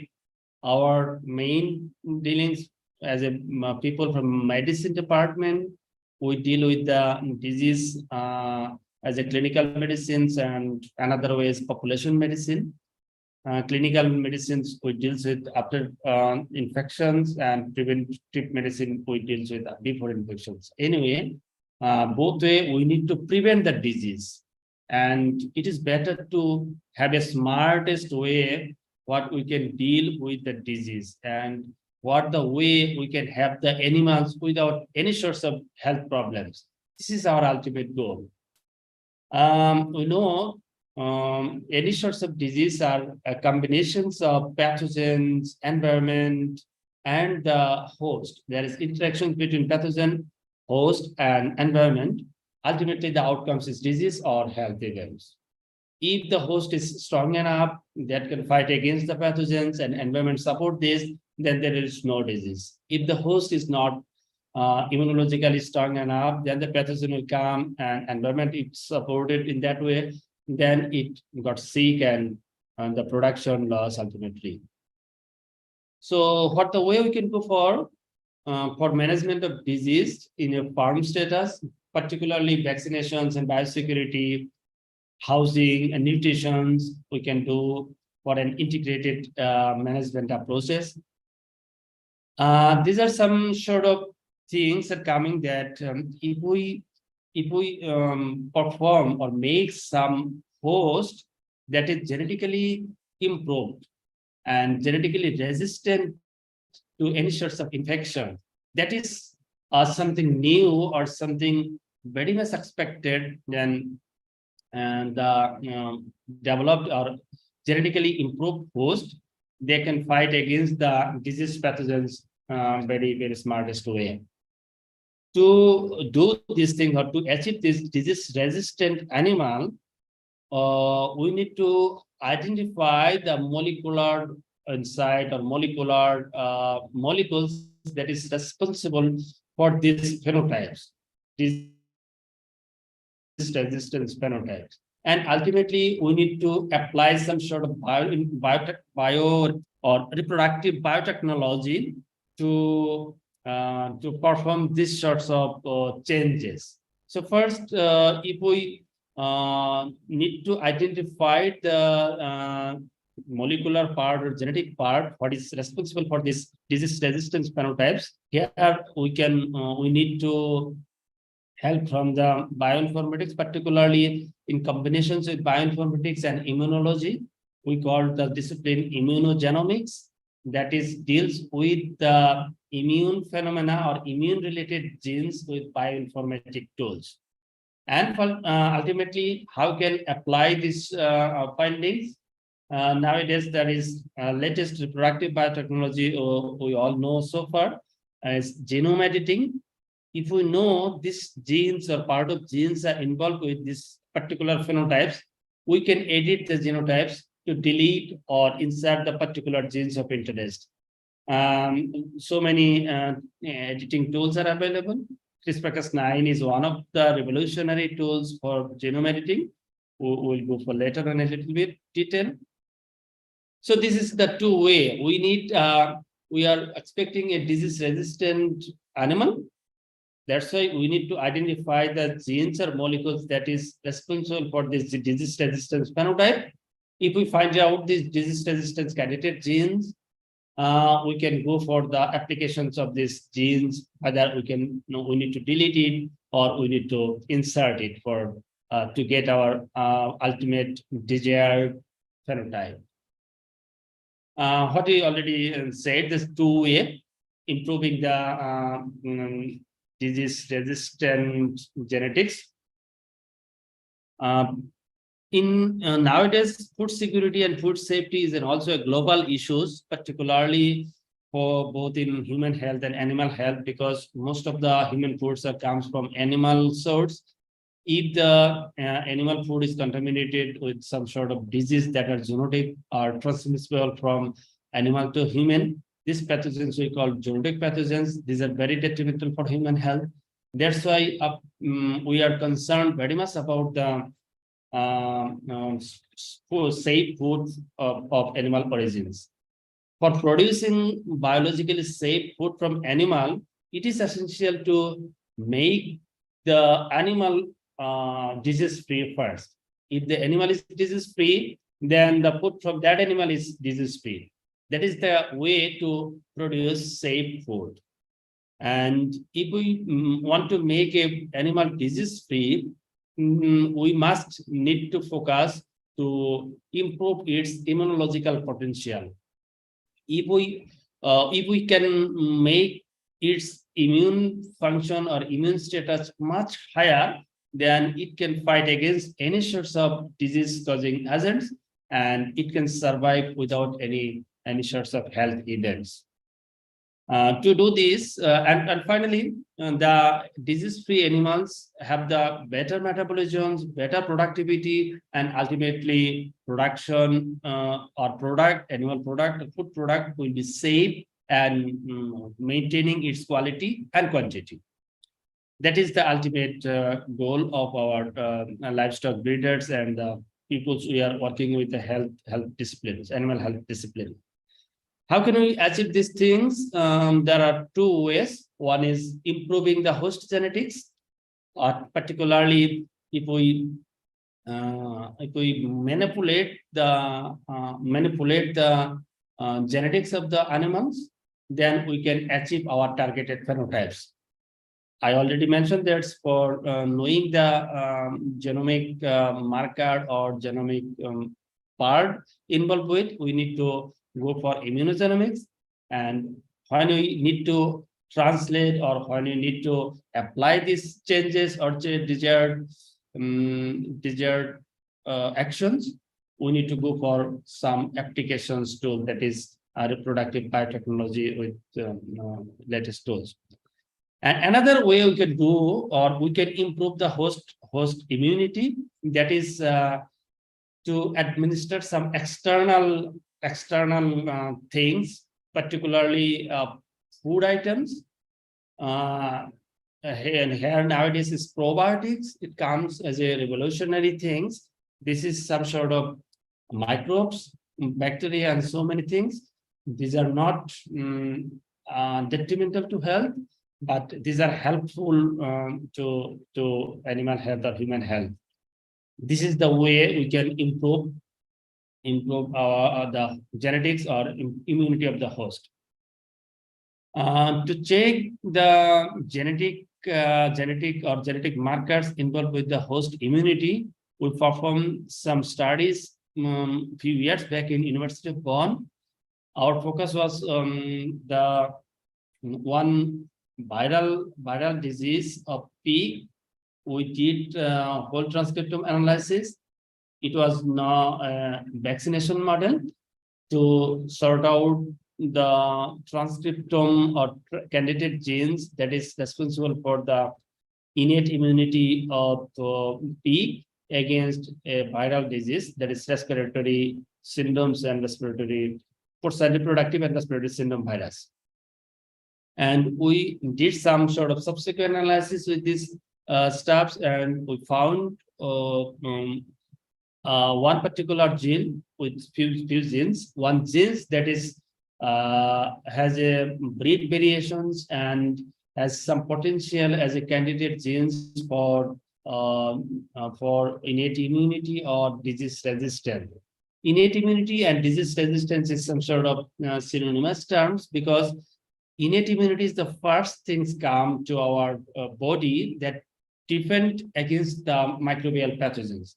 That's why the molecular functions or the molecular agents involved with the innate immunity, we can later on call it as a innate or disease resistance molecules. In that way, the innate immune genes, the particular one, and after some sort of validations and functional assessment, we can postulate that these sorts of innate immune genes are responsible for this disease resistance phenotypes.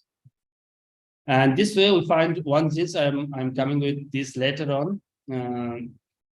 And the second things, administration of immunomodulatory agents, the probiotics that can improve the host immunity.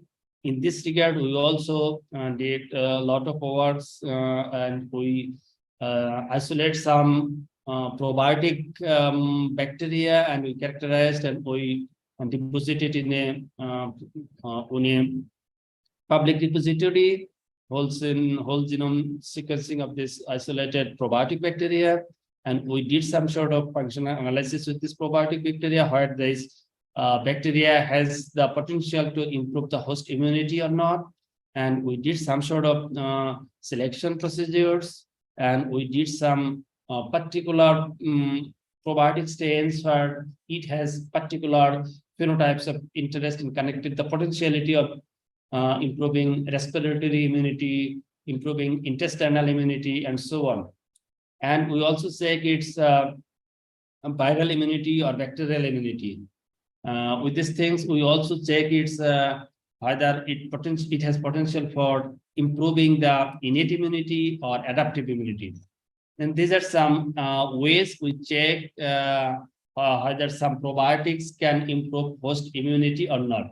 Around these things, we got more interested with the phenotypes of disease resistance. Particularly, our research is focused on these issues nowadays. In these connections, we know that RNA-seq database and microarray-based database is very expensive to generate. Study design also sophisticated.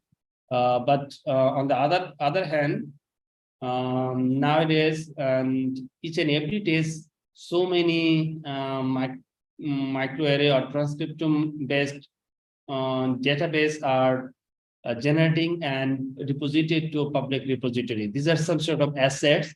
If the people can reanalyze these data sets, they can find out so many new things inside. In this field, actually, the typical applications of bioinformaticians and bioinformatic tools to make new things from the old repository or old resources. The resource we have and we are having nowadays is a lot of transcriptome profiles. And we the peoples can extract something new from this old data set if we can efficiently make the bioinformatic tools and their proper uses. It's a kind of study design on the way we can find the disease resistance phenotype or genes or the molecules responsible for disease resistance. What you can say before that host immune system, pathogens, and host genome has an interactive phenomena, and to explore and decipher this interactive phenomena and find out the particular molecules that is responsible for a particular disease of interest, we need to apply immunogenomics. We need to deal with these immune things. We need to deal with the host responses, and we need to deal with the pathogens involved. And by this complex way, we can come up with a list of genes that may be act as in candidate genes for disease resistance phenotypes. And if we got the genes of candidate genes for disease resistance, we must go for some sort of functional analysis for SNPs or QTL-based analysis, QTL-based functional analysis. And once we confirm that these genes are responsible for this disease resistance phenotype, we can go for the application. Particularly, genome editing technologies are available, and it's cost effective. I would say it's become feasible nowadays to apply CRISPR-Cas-based genome editing technology for making that disease resistant animals, particularly cattle, pig. There are a lot of examples are coming nowadays. Outriders, there is one review articles we made based on this related issues, the improvement of disease resistance in livestock, applications of immunogenomics techniques and tools, and the CRISPR-Cas9 technologies to make the next generation animals that is resistant to a particular disease of interest. To find out or to generate or to develop the candidate gene for a particular disease of interest, so many ways to make your study design, but here is a simple way we summarize. We need to first focus the phenotypes, disease resistance and disease susceptible animal. One animals are susceptible group, another is resistance group. Susceptible means if the disease causing pathogens are available, there is a chance of getting infected. In that case, the animals are susceptible to these pathogens. If there are around the pathogens, but the animal can resist these infections and survive well, maintaining the health and production, then this animal called resistant animal. This way, these two phenotypic group, and we can collect the both RNA and DNA could be as samples. For RNA samples, we can go for transcriptome, proteomics, and metabolomic approaches. And for DNA samples, we can go for genotyping, SNP screening, and QTL mapping. These are some sort of high throughput omics technologies nowadays available. And these are always dealing with these genotypic issues. And a lot of bioinformatics and biostatistical input are required here to make something really meaningful output. And if we, the people, veterinarians, animal production people, and so many other related professionals can make a good input here, we are expecting something good. Our particular interest is candidate genes that is has the potential for disease resistance phenotypes, we call. In these things, the bioinformatics and immunology, a mixed approaches is immunogenomic approach, what we can make input here. One example is actually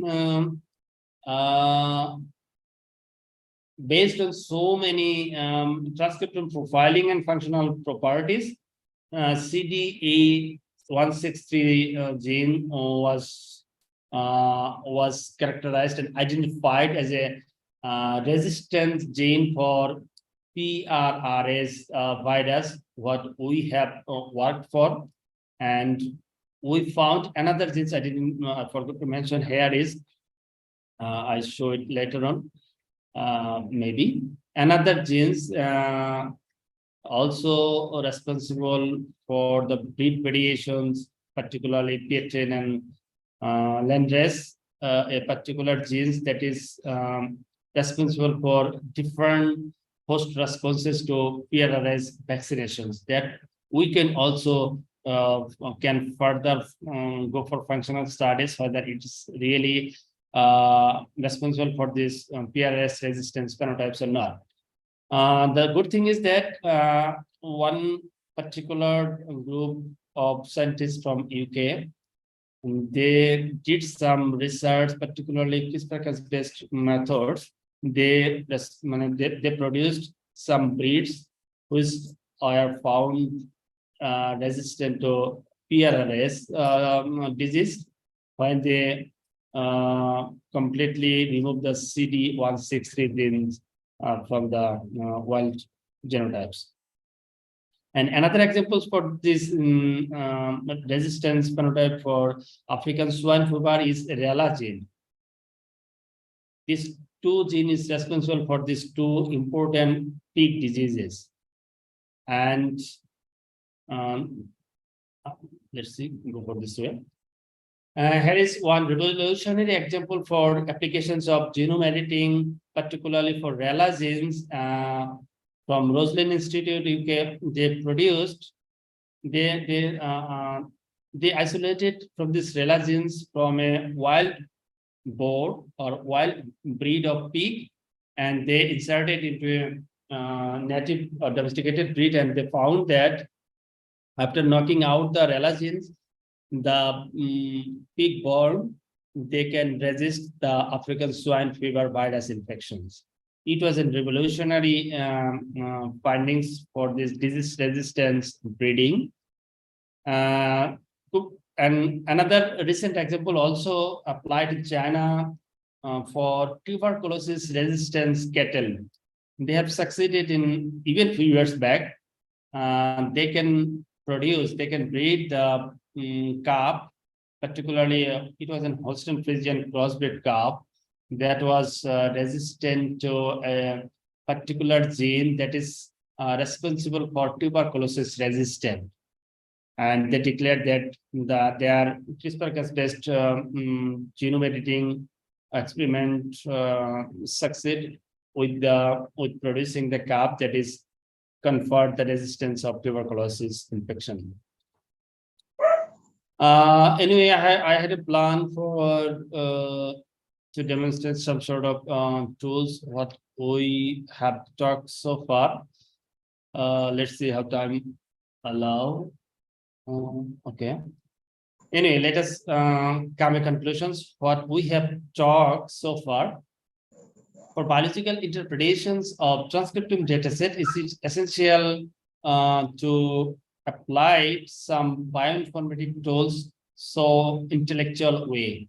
The genius you are in applying the bioinformatic tools, the succeed you are to getting the biological output from the same data sets. Statistical analysis for both microarray and RNA-seq generally it's a lot of what is said differentially expressed genes. That is the initial input for bioinformatic tools. It is you the people who deal with this bioinformatic analysis, how efficient you are, how efficient your selection is, and how play or exercise you perform with this data and the tools. And many open source tools are available for omics analysis and in bioinformatic analysis tool. Just what I said, just you need to get oriented with it and need some sort of mastering with it and do some exercise. And definitely you can make something excellent output from your data set. And user-friendly integrated online tools with visual outputs are also some sort of, a latest choice. Finally, I'd like to acknowledge my people and places. Here I'm showing my academic mentor, Professor Samat. I worked with here in Bangladesh. I worked with Professor Barkben at Belgium. I worked with Professor Karl Schellenders in Germany. I worked with Professor Harukizawa in Japan. This is my Japanese team, German team. I think here Dr. Shigit from Indonesia had in this picture, and this is my Japanese team. As some sort of Latin American people are here. This is my Bangladeshi team, and this is my under construction laboratory. I'm developing a laboratory, and it's nowadays called Immunogenomics and Alternative Medicine. So with these things, thank you so much. Let's have a short discussions. We have something interesting on the talk. Thank you so much. Okay, so thank you very much, Professor Aminul Islam. It's very nice lecture, and it's very comprehensive because in the first speaker, Dr. An, yeah, he emphasized a lot to characterize the genomic and epigenetic for multiple omic characterize candida gene and then in the second how to handle the data big data multiple omics related with the transcriptomic mostly here, and then to produce a lot data analysis you profile about the transcriptomic and then functional and how to work with the topology based on the network preparation, enrichment analysis. Of course, this is very important, and also related with the phenotype of interest, since maybe this is also related with us Yeah, maybe we work with the tropical animal. And then you compare about the resistant and unresistant animal. So I think this is also quite interesting topic. Yeah, stress or maybe heat stress topic like that. So I think it's quite important also and related with our region. And also you own candidate Chin, yeah, especially you demonstrate more a lot related with your work, your project in disease resistant, yeah, and also this is also very maybe I mean update yeah topic like CRISPR, and you done already about this topic, yeah. Some people maybe still read from the literature, yeah, but you already apply how the CRISPR, yeah, implement, yeah, genome editing in pig breeding. So I think it's very good demonstration. Okay, so and then we go to the next session and question and answer. Uh, I saw. So please, maybe if somebody have a question, yeah, maybe.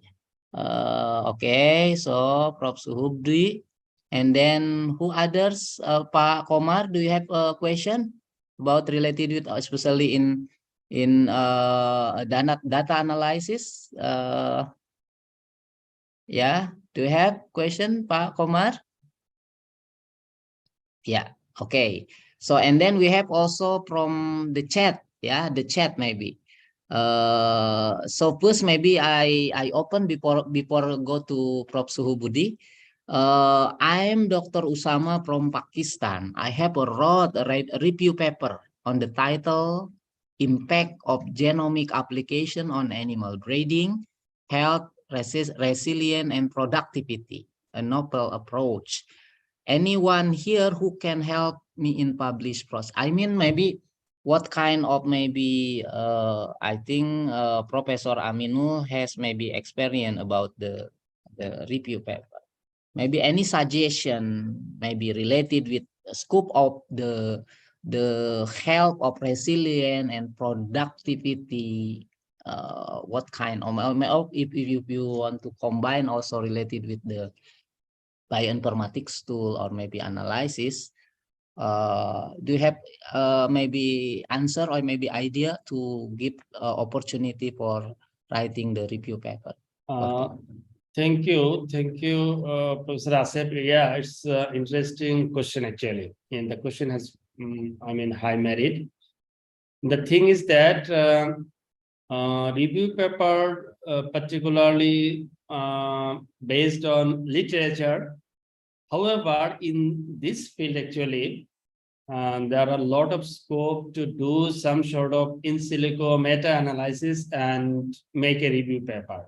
And sometimes this also has considered as an original work in some context. The thing is interesting that some in bioinformatic tools, when we use some informatic tools, that would be an comparisons within the informatic tools. Or if you think that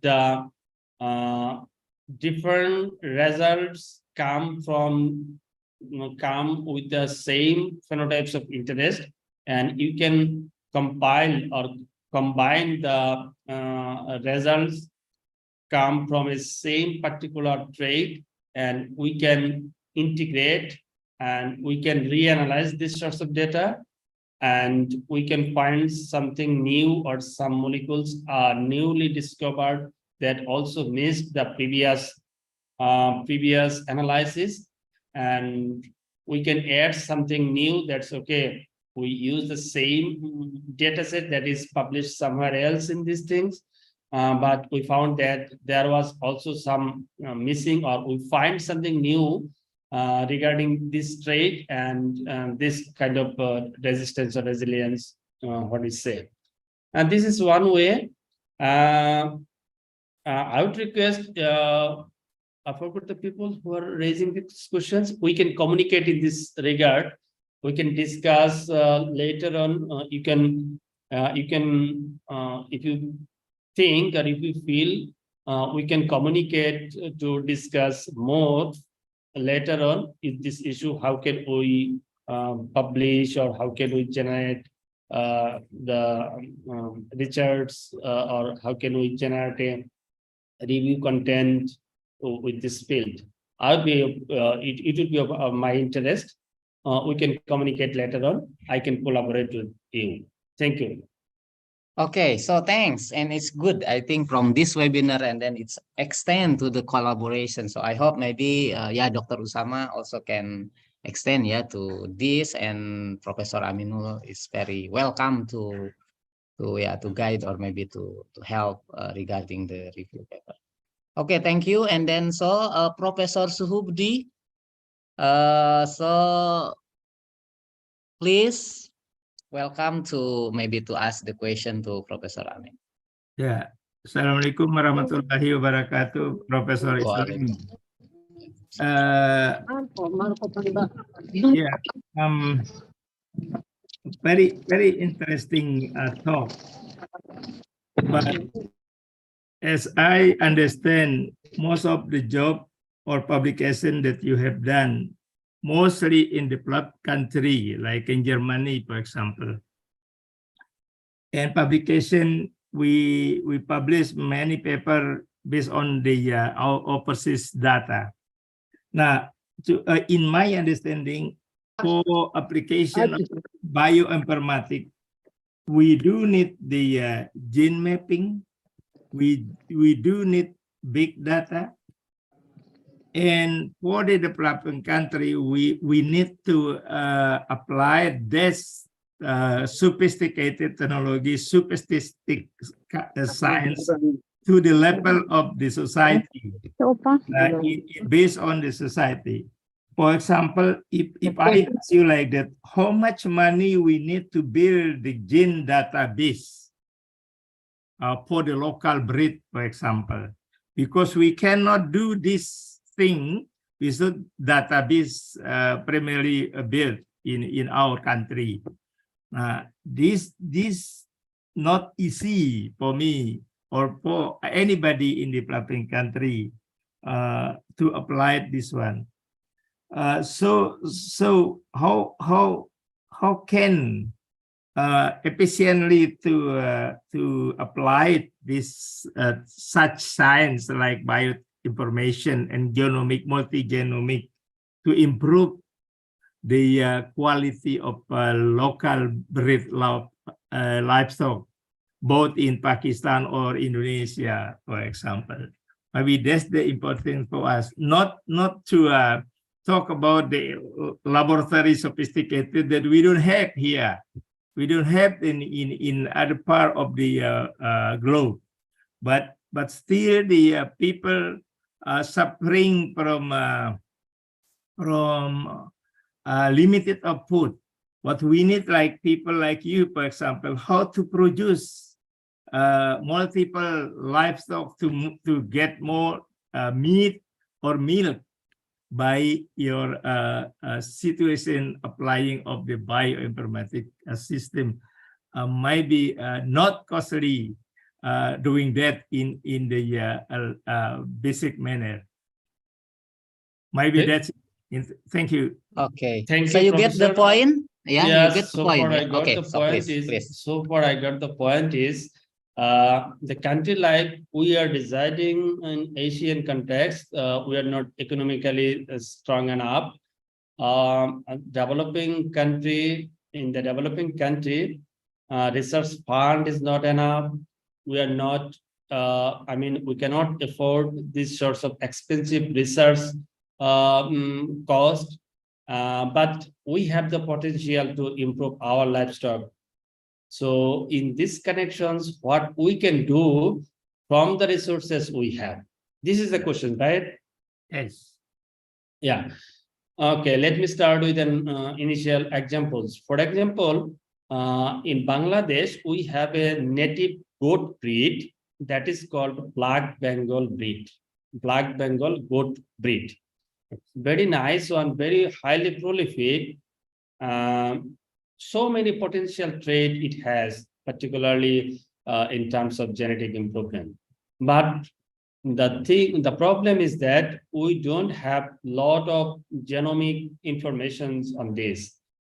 Yeah, it's true. It's bitter true that for these generations of genomic data set, genomic profiling, either transcriptomics, metabolomics, or genomics, whole genomics things, it requires a lot of money. And ultimately, followed by analysis steps. If we don't have any data sets, what can we do?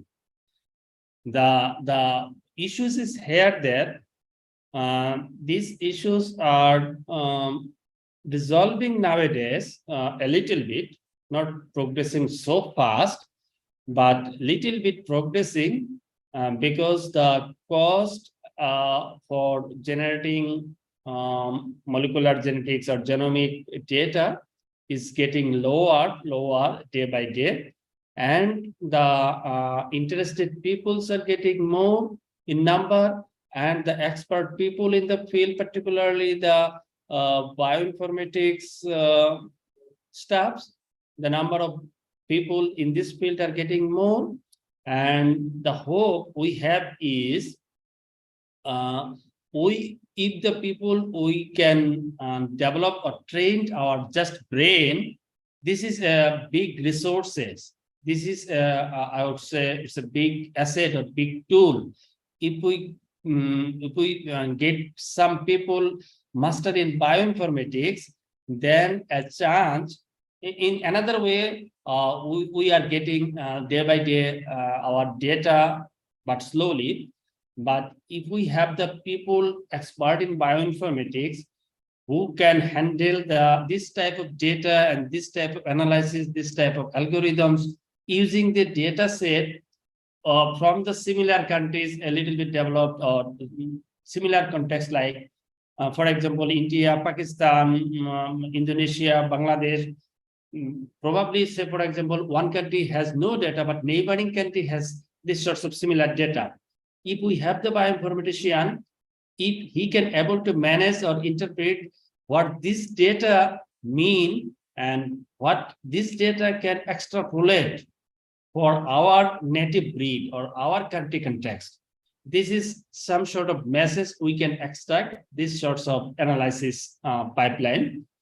This is not the ultimate solution, but there is a hope we can gradually improve this field, particularly this sophisticated molecular genetics field, and we can go for further sophisticated tools applications, and ultimately we can get our livestock, productions in quality and quantity. We can get saturated well.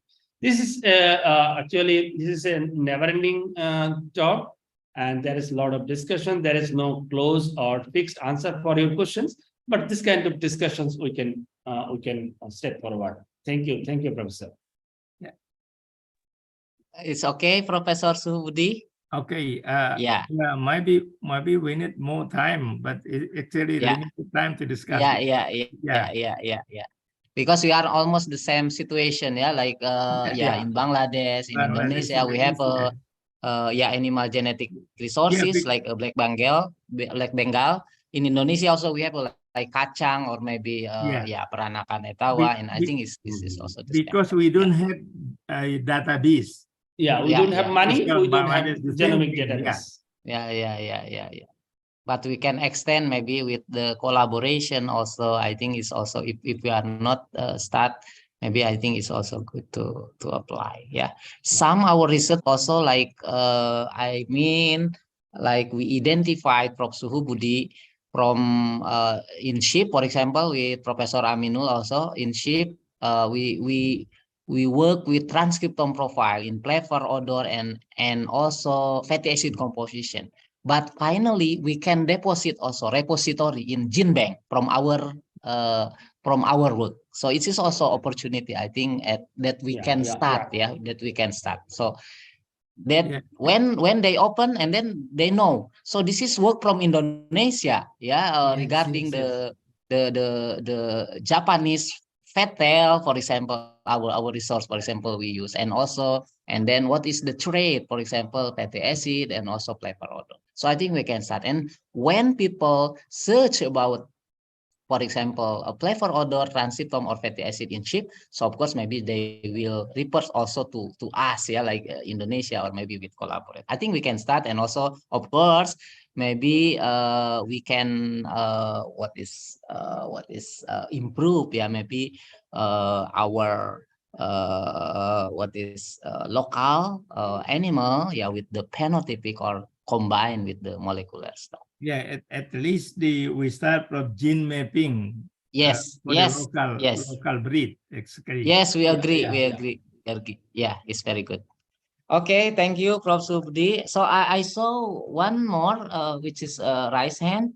Can repeat again because it's already lower hand. Do you have others a question from raise hand?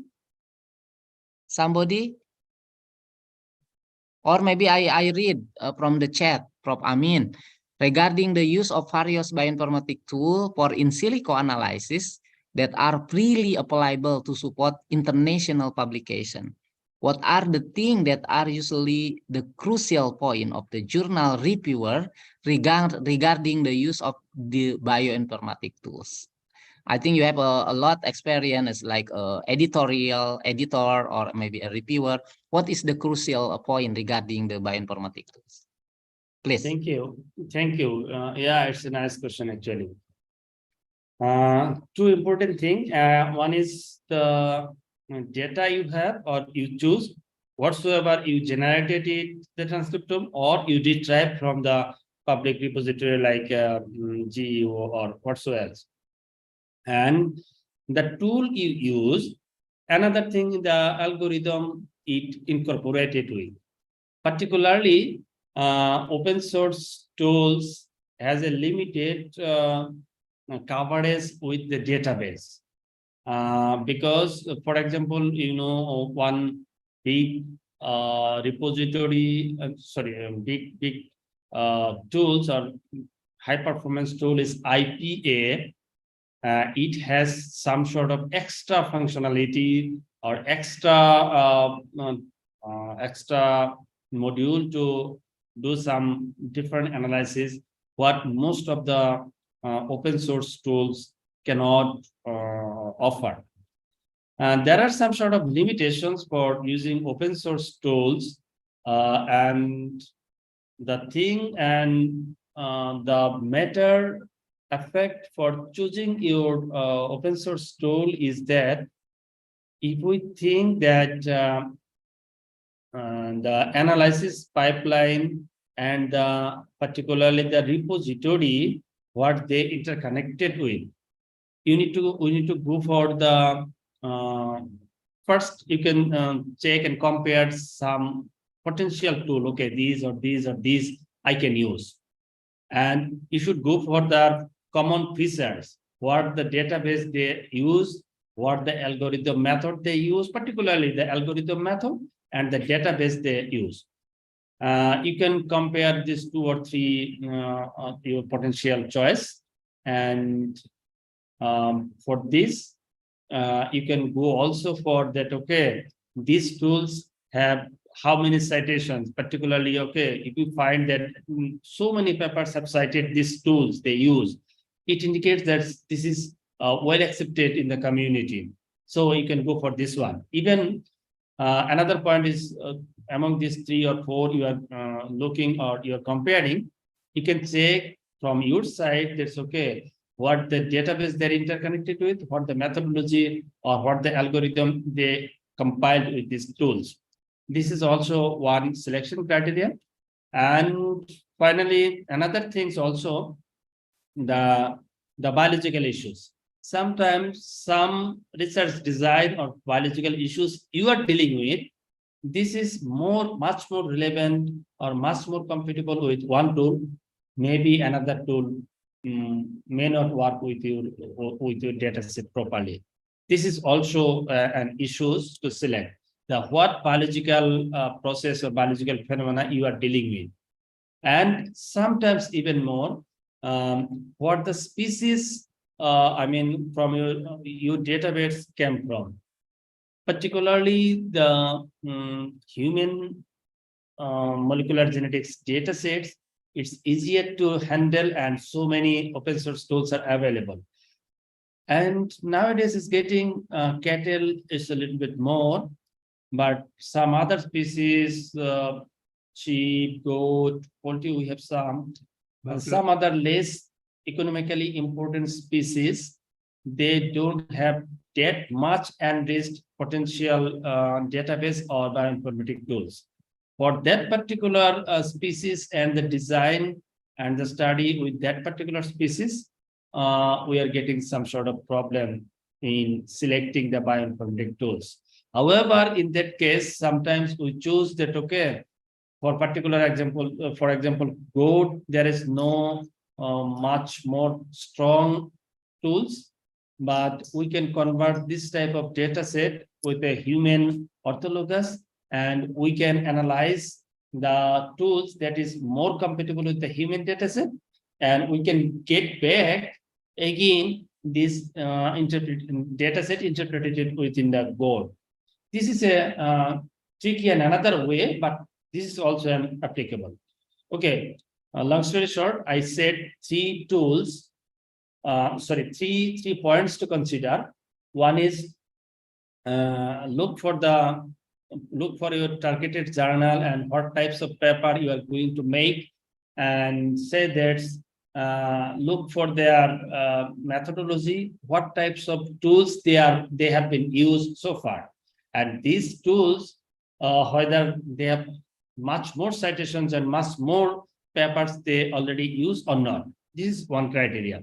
Another criteria is the species you are dealing with. Is the species most common one, like cattle or poultry, or the less important one? And another thing, you can make your data compatible with the human orthologous and go back again, interpret it with your things. Ultimately, what makes sense is that it depends on the journal, editorial board, and if the journal already published papers with using these sorts of tools, it's easy to get your paper accepted there. This is some sort of practical tips. Something else you can check for. Thank you. Can I a little bit make add note, for example, as you said, maybe this type of work is easy for a journal publication, but not easy for the society development, for example.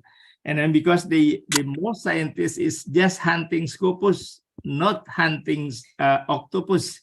Yeah, it means for this situation, maybe for Professor Asep as committee, I suggest to establish ASEAN Consortium for potential gene mapping of livestock, local livestock breed. Maybe will be better, for example, through this seminar or webinar, and this time, maybe Professor Asep will establish the ASEAN Consortium. Yeah.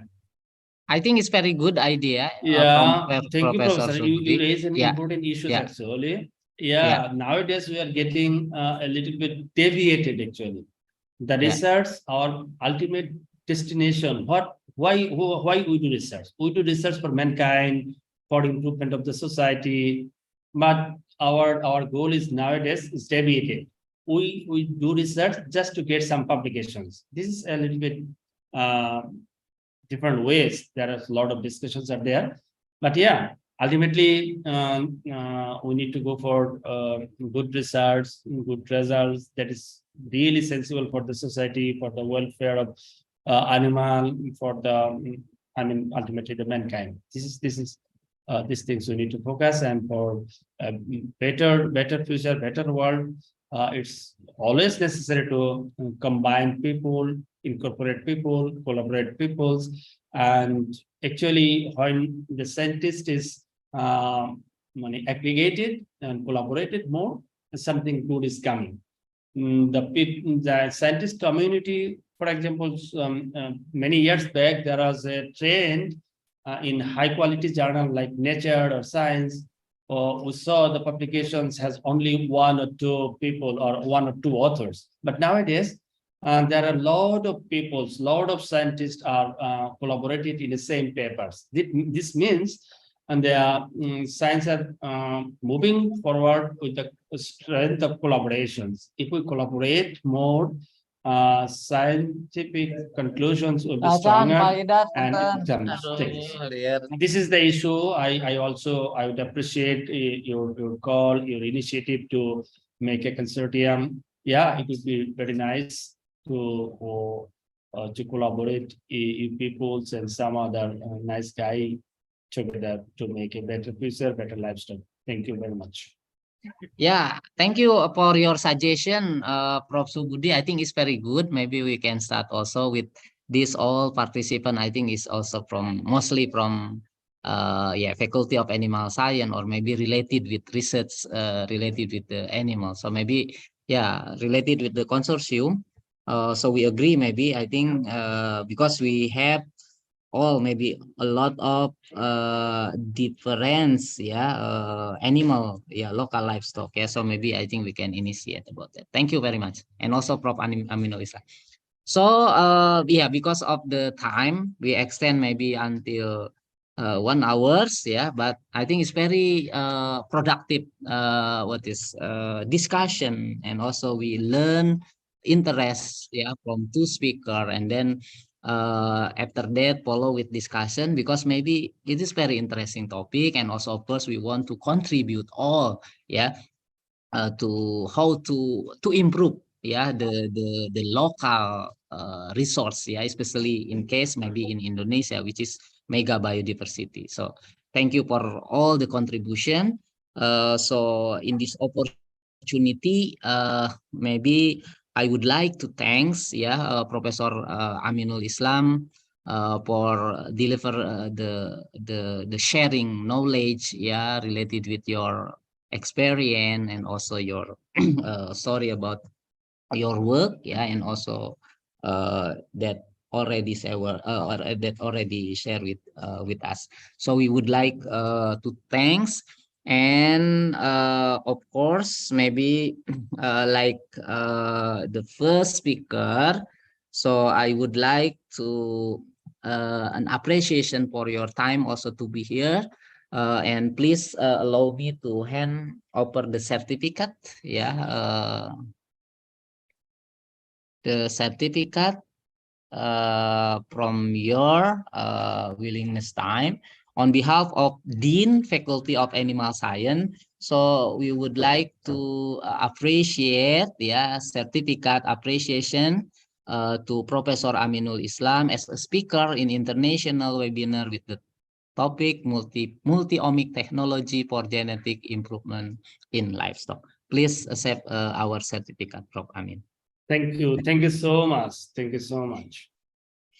Okay, so and finally we have come to the end of today's events, and what engaging and enlightening question and answer session we have just conclude, and I want to extend my heartfelt appreciation to each and every one of you from all the institution, from the university in Indonesia, and from research center, from governance sector, and also private, and also student from all university for your active participation and for posing the question.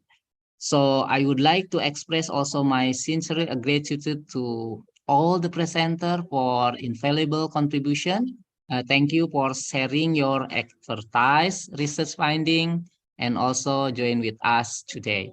Your presentation have been a source of inspiration and hype to new idea within our mind. So for that, again, I would like to thank on behalf of our faculty from Dean. Thank you for all the speaker and also to all the participant which is already joined with us today. So now maybe I will give again the time to Master of Ceremony. Thank you very much. I will close the session. Assalamualaikum warahmatullahi wabarakatuh. Waalaikumsalam warahmatullahi Thank you very much. wabarakatuh. Assalamualaikum. Waalaikumsalam. Waalaikumsalam. Wait a moment, for the participants of this webinar, do not leave. We still have some agenda here. For the first, in recognition to the valuable contribution, we would like also to honor our moderator, Professor Asep Gunawan, with a certificate of appreciation. All right. We hope that this certificate will remind you of this event's success, and we look forward to many more opportunities for knowledge sharing in the future. Let's virtually upload our distinguished speakers and moderator who have generously shared their knowledge and time with us. And it's now time to share some exciting news with all of you. Thank you. Thank you. Throughout the webinar, we have been monitoring your thought-provoking questions, and we are delighted to see the level of engagement and interest shown by everyone. Our panel of, we call them judges, had the challenging task of selecting the best questions. After careful consideration, we have our top 3 winners who provided thought-provoking and insightful questions. And here we go. Maybe we can announce the top 3 winners for the best questions. All right. The first winner is Mr. Mutazim Abu Zahra, Mr. Suhubdi, and Mrs. Irma. Okay, congratulations to our winners. To claim your prize, there will be prize.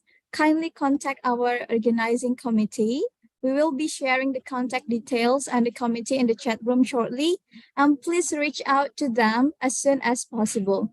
Once again, congratulations to our winners and big thank you to everyone for your active participation. Your thoughtful questions have made this webinar truly enriching and insightful. As a reminder, the recorded version of this webinar will be made available for your reference in Domba Premium IPB YouTube channel. So you can rewatch this webinar through that YouTube channel. On behalf of the Faculty of Animal Science, IPB University, I thank you all once again for joining us today. We hope that this webinar has been as informative and enlightening for you as it has been for us. Stay safe, keep learning, and we hope to see you at our future webinars and events. Thank you so much.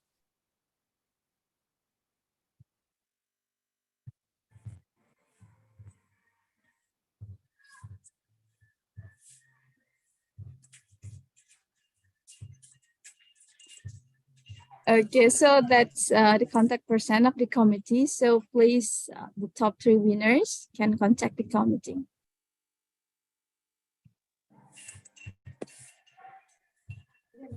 Terima kasih Prof. Suhubdi. Terima kasih Mas Asep. Ya, sampai ketemu Prof. Bapak Ibu semua, terima kasih atas kehadirannya Ya, dan mohon kontribusinya. Semoga bisa bertemu lagi di Kampus webinar-webinar terbaik, selanjutnya. inspirasi, tebarkan Ya, harapan. pamit. Kampus terbaik, inovasi, wujudkan impian. Kampus terbaik, integritas, kuatkan tujuan. Kampus terbaik, beri terbaik untuk negeri, untuk dunia, umat manusia, dan alam semesta.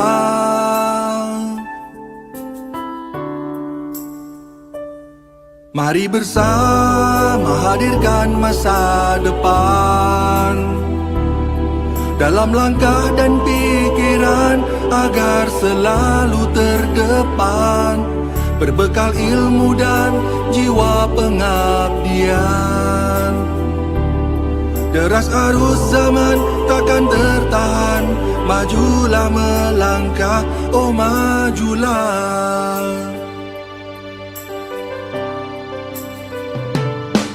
Kampus terbaik, inspirasi, tebarkan harapan. Kampus terbaik, inovasi, wujudkan impian. Kampus terbaik, integritas, kuatkan tujuan. Kampus terbaik, beri terbaik untuk negeri, untuk dunia, umat manusia dan alam semesta. Mari bersama hadirkan masa depan dalam langkah dan pikiran agar selalu terdepan, berbekal ilmu dan jiwa pengabdian. Deras arus zaman takkan tertahan, majulah melangkah, oh majulah.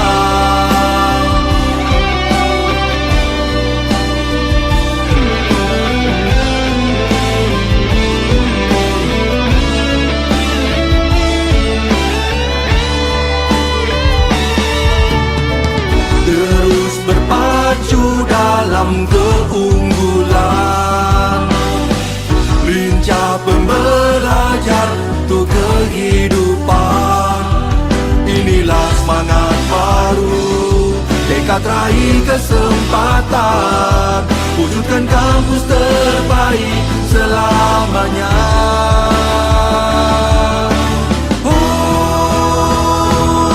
Mari bersama hadirkan masa depan dalam langkah dan pikiran agar selalu terdapat, berbekal ilmu dan jiwa pengabdian.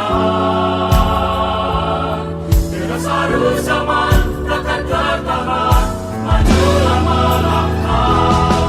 Mari bersama hadirkan masa depan dalam langkah dan pikiran agar selalu terdepan, berbekal ilmu dan jiwa pengabdian. Deras arus zaman takkan tertahan, majulah melangkah, oh majulah. Wujudkan kampus terbaik selamanya, wujudkan kampus terbaik selamanya, wujudkan kampus terbaik selamanya, wujudkan kampus terbaik selamanya.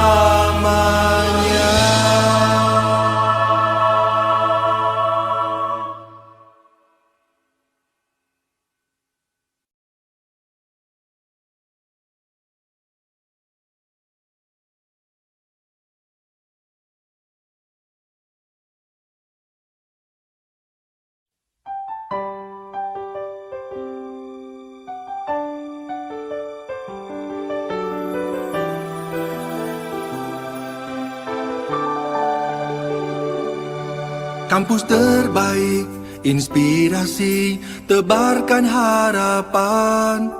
Kampus terbaik, inovasi, wujudkan impian. Kampus terbaik, integritas, kuatkan tujuan. Kampus terbaik, beri terbaik untuk negeri, untuk dunia, umat manusia dan alam semesta.